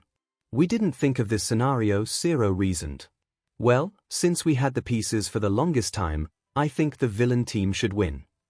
Mina claimed assertively. Uraraka agreed and nodded. Yeah, and what else? Kirishima asked. 5 seconds more and my team would have 11 golden pieces. Yeah, by cheating. Uraraka argued. How have we cheated? It's Mina who pushed me. Stop being a whiny little boy dash, come on show, your kids are not that violent. I'm sure they'd prefer using words rather than violence, Hisashi claimed as they looked for juices for the kid. Unless my kids are exclusively Kuda and sometimes, he emphasized sometimes, Midoriya, we live in different universes. I once thought Ida did that. That thought lasted like a month. Yeah, baby Tensai was surprisingly savage. Hisashi had chills only remembering his 2-hour-long lectures about following the rules, after he didn't look when crossing the road, or when he used orange juice instead of lemon one for a smoothie. A shouter said mindlessly as he looked one of the images hanging off the ceiling. I think I remember problem child liking katsudon. Maybe we could make some tonight. It will be better than a sandwich. Oh, shouter. Already being a dad. Hisashi chirped. I swear to God, if you don't shut up, shouter said as he aggressively handed him the almond milk. Hisashi laughed as he placed the milk in the shopping cart. Anyways, don't be worried. I'm sure the kids have it all under control currently. Momo and Tsuyu were the only ones stopping Uraraka from punching Kirishima. Mina, Ida poked the girl's shoulder. Where's Midoriya? Mina looked at him like he was dumb. Are you blind?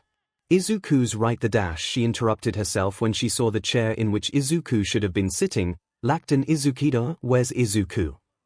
Please. Hisashi pouted and put his best puppy eyes. Shouter was having a hard time being the adult. Hisashi, you've already bought this kid enough clothes to not use a washing machine for months. You've bought that, for a kid, who for what we know, might be back on his normal form when we come back. He doesn't need a limited present MIC notebook. Shouter tried to reason. Of course, with his partner, it was impossible. But, and what about the cute look he'll have on his face when we show him his presents? He held the notebook and shook it as if it was present MIC from the cover, the one speaking. Shouter, what about his sunshine smile and those starry eyes? He'll be so happy. Cute face. Cute face. Cute face. And now he had starting chanting. Last thing we buy, Shouter said pinching the bridge of his nose, and we go back because I'm tired. Hisashi squeaked happily. Of course. Anything for my perfect grumpy boyfriend. He kissed his cheek and took his chance with the distraction. But what's a notebook without markers and pens? There are some hawks themed. Aizawa groaned. You'll be asking yourselves, what are you doing here? Mina said to all her classmates who were standing in the common room with different degrees of annoyance. My main question is, what the heck are you wearing? But go on, I guess, Shinsu said bluntly, with a bored expression. He had probably been napping since he hardly slept at night.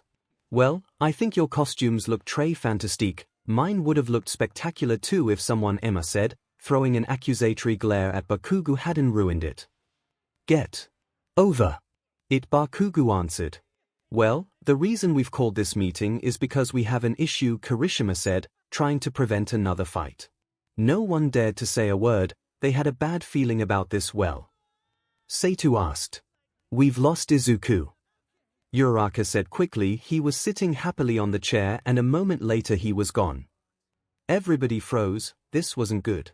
Well, it isn't that bad, Jiru tried to comfort her classmates. I mean, if you haven't been outside of the common room, then he must be in the building. They all stayed silent, looking down. Because you didn't go outside of the common room, right? Shuji asked. The silence continued. Right? Kaminari asked worriedly. Ida and Momo looked down. Mina and Okiko laughed nervously. Kirishima and Sero rubbed the back of their neck with a sheepish smile, and Todoroki and Tsuyu didn't know what to do. Well, it's kind of a funny story, Mina said, trying to release the tension.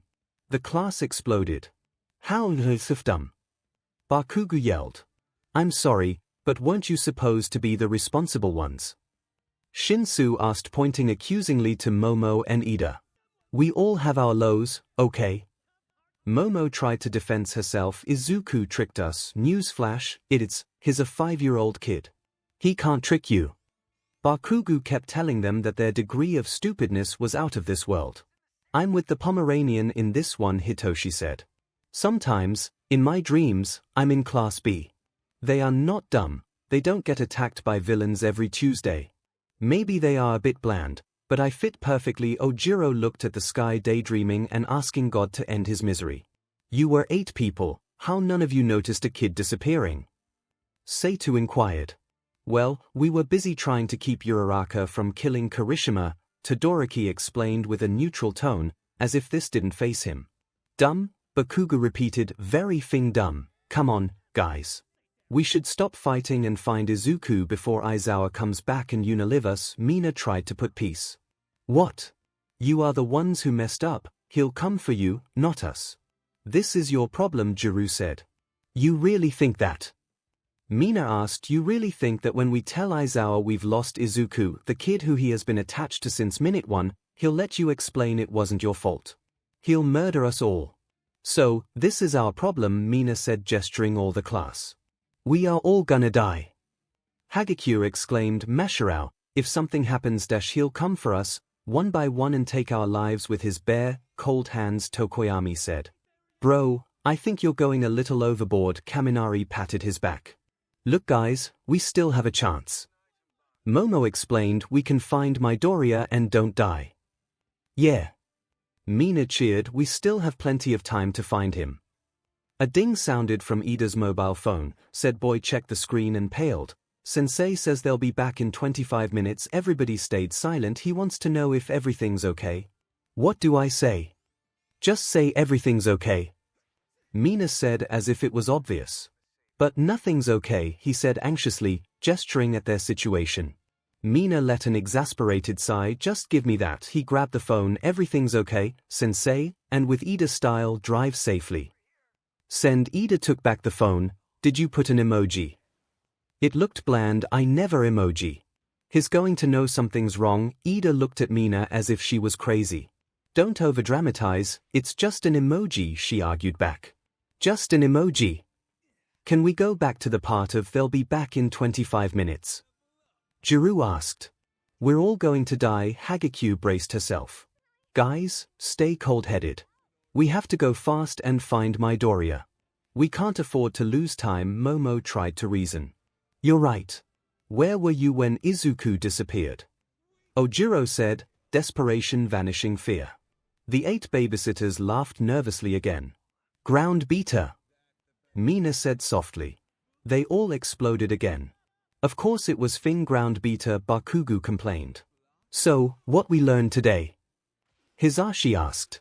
Karens are beaches and they'll steal your Chipotle, shout aside. Exactly. If you came with me more, you'd know these things, Hisashi explained. They are cultural knowledge. Whatever you say. I'm not coming back in 10 years, Shouta answered. Meanie, Hisashi pouted while driving the shopping cart. Well, as I was saying, the case is strange because this guy seemed to disappear. Shouta stopped talking. Hisashi glanced at him worriedly. Show, what happens? He followed Shouta's gaze and saw it. Oh, that's a cute Onacy, he said when he saw the piece of clothing for kids. It was a black, cat-themed Onacy. Shouta coughed. I don't know what you're talking about, don't deny it. You want to buy it for the little listener? No, I don't. Let's go, we have an army of problem children to take care of. He tried to grab the shopping cart and go outside, but Hisashi stopped him on his tracks. Show. This is the shopping mall spirit, follow your heart, he said as he placed a hand on his chest. Do you want the cat Onacy or not? This is bullshit, Aizawa groaned as he grabbed the wallet from his pocket. This has been a great day, Hisashi said with a cheerful smile while they placed the stuff they had bought in the car. Shouta smiled softly. If Hisashi was happy, he was happy. He agreed and sat on the passenger's seat. He took out his phone. Ida has answered me. He then saw the message.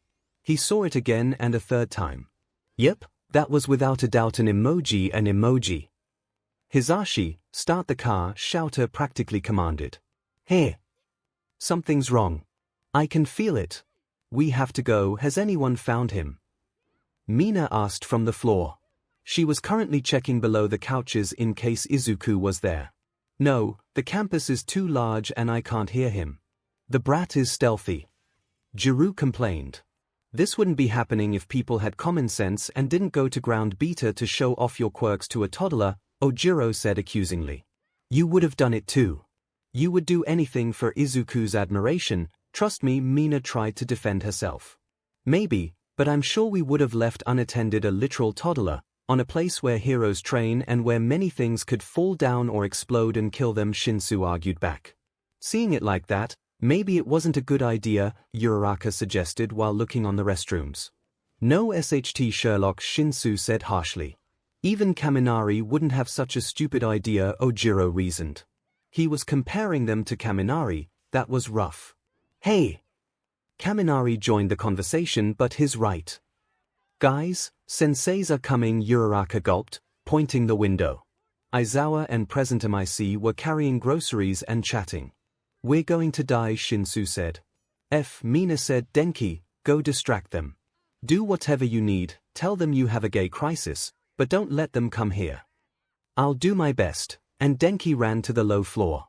He had just have to be dumb and have Aizawa scold him. It was easy. Everyone, you have 5 minutes to come back. Aizawa is here. I repeat, Aizawa is here. Mina said through her walkie-talkie. Down, Denki was trying his best. It wasn't a lot but he tried. Senseis, what a lovely surprise, he tried to say on a natural tone, but it was as natural as his pose, which was ridiculous. What are you doing here? We live here, Aizawa said bluntly. How's Izuku? Quick, think something. Who's Izuku? Nailed it, Yamada-sensei arched an eyebrow. Aizawa sighed, your classmate. The now toddler. Oh, Midoriya. Great guy, so nice. What about him? MIC-sensei closed his eyes in sympathy for the poor kid. Is he okay? Has he behaved? Aizawa asked. Yeah, the little dude has been amazing. Literal angel. Aizawa narrowed his eyes. Great. Let's go see him then. He needs to have dinner and go to bed. Kaminari T-posed to assert dims. Actually, I need some help with that last essay about hero lore. For when is it? Aizawa grunted. It was for yesterday. Now can you please let us in? Yeah, kiddo, we carry ice cream and it's going to melt. Yamada tried to help. I think by now you both know I can't let you do that, Kaminari explained. Aizawa offered him his strained smile, the one that he used to show his students. He was very close to make them clean the whole campus with only a rag. Kid, let me in. He struggled to pass over Kaminari. Hisashi gave a pat on the shoulder to their student. In 3 seconds, he was in the second floor. How are you so fast without even trying? Kaminari tried to chase them. Aizawa slammed the door open just a second after Kirishima entered the common room through the window. Now all 1A except Kaminari, who was still trying to catch Aizawa, and, obviously, Izuku, was in the common room. "Why are you all here?" he said, narrowing his eyes, but still full glaring at them. Yamada-sensei had a kinder look on his face. He didn't trick anyone after how much he yelled after the Eri incident. Bonding exercises. Shinsu offered. "I'll buy that." "Where is Izuku?" the teacher asked. There was an unbreakable silence. Some students wondered how their funerals would be, others bitterly thought they were going to die surrounded by idiots Shinsu and Bakugo, basically. "Well," Aizawa sensed Mina started, but was interrupted by happy giggles. "Mr. Zoa."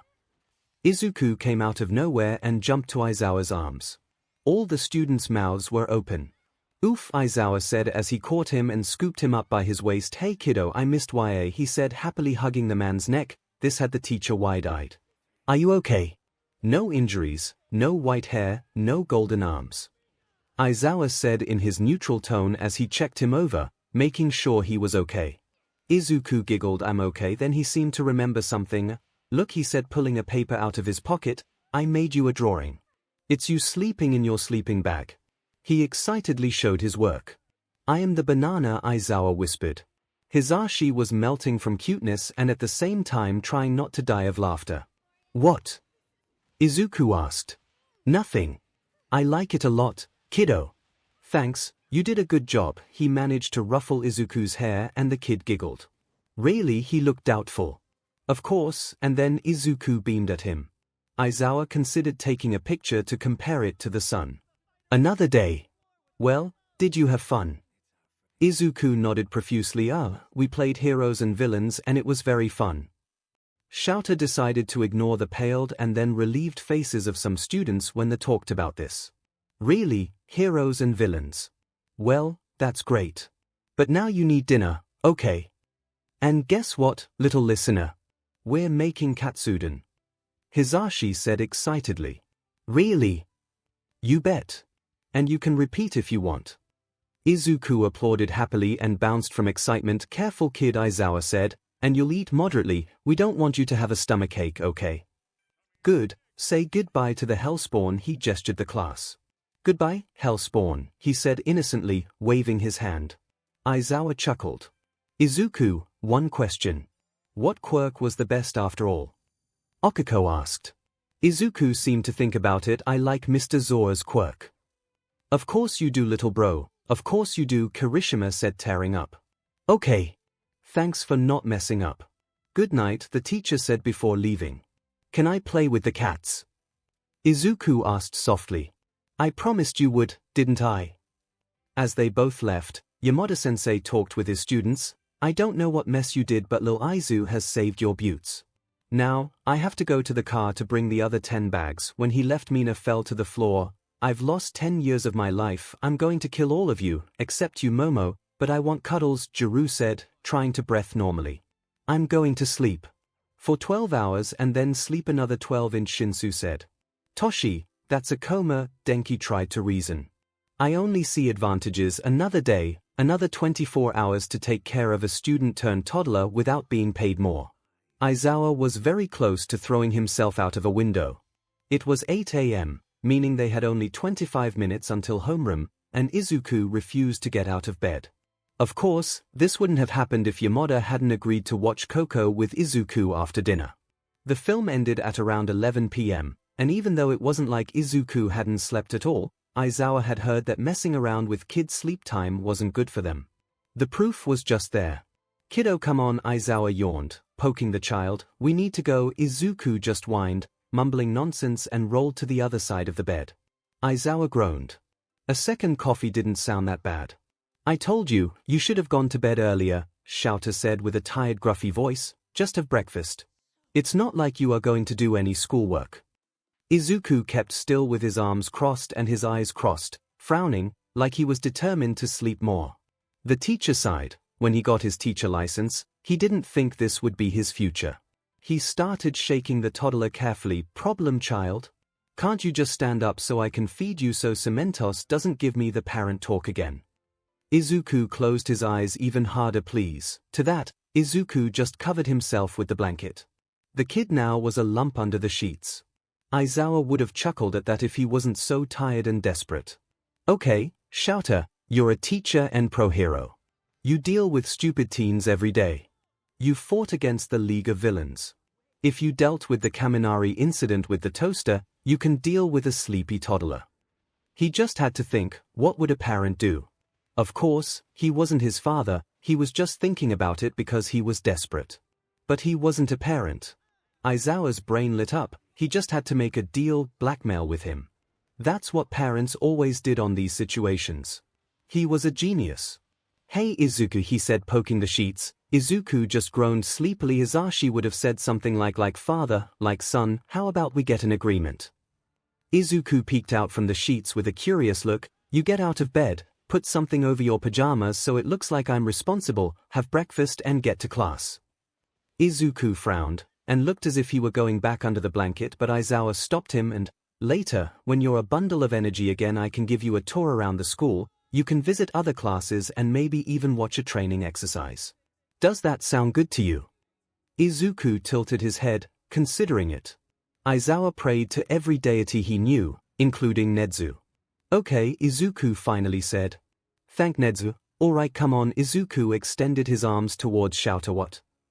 Carry me, Izuku tiredly said, dragging the words. And yes, it was cute, but Aizawa wasn't going to carry a toddler as if he didn't have functional feet. Kid, I know you're tired, but I think you can still walk. Aizawa tried using common sense. Izuku wasn't having any of it. Fine. Aizawa gave up when Izuku pouted. He had used kitten eyes. He couldn't win against kitten eyes. Wait a moment, I'll find something for you to wear from everything Zashi bought yesterday. He crouched down to look inside the bags, and then a certain piece caught his eye. The DMN cat Onisi. Thinking it through, the Onisi was a good option since there were high odds he would just sleep. Stupid cat Onisi. How about this, brat? Izuku, startled because of his voice, rubbed his eyes and looked at the Onisi. Okay, he said with a very small voice. Okay, Aizawa repeated and helped Izuku putting the Onisi over his pajamas. No one would notice. What a responsible guardian he was. You know. You could try helping, he said, zipping the Onisi. Izuku just hummed. Aizawa then carried Izuku on his hip to the kitchen. Cereals or fruit, he asked. Izuku yawned. Cereals. Aizawa struggled, pouring the cereals and the milk in the bowl with a kid attached to his hip, but he succeeded at the end. He sat Izuku on the chair, but he quickly got down, climbed Aizawa's chair and sat on his lap. Kid, you have a chair. Izuku's response was to snuggle closer in Aizawa's lap, his head against the man's chest. Aizawa sighed. At least he had had breakfast before. Do I have to feed you too, or do you think you'll be able to do that? He asked, taking the bowl and spoon from the table. I'll do it. Izuku half yawned. He took the bowl from Aizawa's hands and started eating peacefully. Aizawa tried to think at what moment his life turned to this. What decision he took had led to having a toddler in a cat Onisi eating cereals sitting on his lap. Izuku whimpered because of the excessive yelling when they entered 1A classroom. He tried to cover his ears with his hands to lessen the noise, but it was still too loud. He pressed himself closer to Aizawa unconsciously in seek of comfort. Aizawa shot a piercing glare to everyone inside the classroom. When they all saw his "do not F with me now" look, they quickly went to their assigned seats without a word. As you can see, your amazingly loud yells bother Izuku, and he's particularly sensible to noise today. If anyone disturbs him, I'll expel them, he told them without missing a bit. Everyone gulped. They had grown used to these empty threats. But they weren't that oblivious. They could all see Aizawa had a favorite. And said favorite was Izuku. If Aizawa murdered anyone because they woke up Izuku from his nap, they wouldn't be surprised. Good, today we will be talking about the spies of the early Quirk era again. He carefully left Izuku on the floor so he could play or do whatever he wanted. As we covered in previous lessons, they worked for both sides, and exchanged information for money or other goods. Aizawa shook his arm lightly. It was a bit sore from carrying Izuku all the way there. If I remember correctly, I asked you to search some information of them. Kaminari and Mina were sweating, and Zero looked pale. Not 15 minutes had passed, Aizawa was writing some notes on the blackboard when he heard 𝐻𝐻𝐿 whispering. The thing with 𝐻𝐻𝐿 is that her quirk provided not being seen, but they still had to work her stealth, since unless she really put her mind on it, her trying to be silent was like an elephant trying inside a pottery store. Oh, he's so cute. Aizawa was going to roll his eyes and glare at her when he saw what she meant. Izuku was laying on the floor sleeping. Aizawa sighed. He knew he couldn't leave him there. Aizawa had done it once when he forgot his sleeping bag. His back wouldn't stop hurting for days. He could grab his sleeping bag and put Izuku inside, but after he had seen an article of babies not being able to breathe sometimes because of blankets. Izuku wasn't a baby, but Aizawa wasn't an expert either, so it was a no. But he couldn't teach while holding Izuku. His arm was still a bit sore from before. There was only one possible solution. He didn't like it in the slightest, but it was logical. He started adjusting his capture weapon and wrapping it around his torso. Then, he gently picked Izuku up from the ground and put him on the space left between the scarf and his chest. He made sure he was securely wrapped and flickered the kid's hair fondly. Then, Aizawa turned to his students. They were all currently gaping. Mina was holding her mobile phone and Aizawa knew she had already taken around 10 pictures, if not a whole video. One word and you are dead. Aizawa, All Might started. Where is young Midoriya? Aizawa just turned to back the counter of the teacher's room kitchen, cup of coffee on hand and a tired expression. A tired expression and a toddler Midoriya latched to his chest and being secured by what it seemed a baby carrier, he said with his monotonous tone. Never mind. Toshinori was speechless, but he managed to continue. It looks like young Midoriya is less energetic today. Aizawa used his "Are you stupid? Don't answer, you are glare. Wow, Yagi, you are so smart. How did you notice? Is he okay?" Yagi asked worriedly. Toshinori wouldn't be sure, but he would have sworn Aizawa's eyes softened for a moment. "Yeah, I asked Chiyo," he said using her given name. "She told me it is likely to be a side effect to de-aging. It won't last long though." "Well, that's a relief. I wouldn't want young Midoriya to have even more inconveniences." The former hero sighed in sympathy for his secret successor. "Especially if I have to deal with the after." Aizawa was interrupted by a hand patting his chest and a whine. "Yeah, I know, sorry. Let me finish my coffee and we can dash." He was interrupted again by louder cries. Aizawa sighed, massaging his temple. "All right, you win. I swear to God if this phase lasts for more than 2 days, I'll go to Madagascar or something," he said in a lower tone. Happier and content noises replaced the cries. The door opened and a very loud gasp was heard. "Shoo. Are you wearing a baby carrier? I've got to tell Nemurai." Hisashi asked, then in an even more excited tone continued, "Is that the cat Onasi?" Aizawa paid him no mind and took the pillow he kept on the teacher's room for sleeping. Then he responded with a no. "Aizawa, what are you doing?" Yagi asked. Aizawa laid down on the couch, being mindful of Izuku dancing the Macarena. "We are going to take a nap because we're tired. Right, Izuku?" he said softly, petting his fluffy hair. It was almost an unconscious action, but it was just so soft. A small voice responded with a and closed his eyes. "Haven't you just had a coffee?" Toshinori kept asking. "I'm going to give you one more chance to shut up," he said, eyes shut.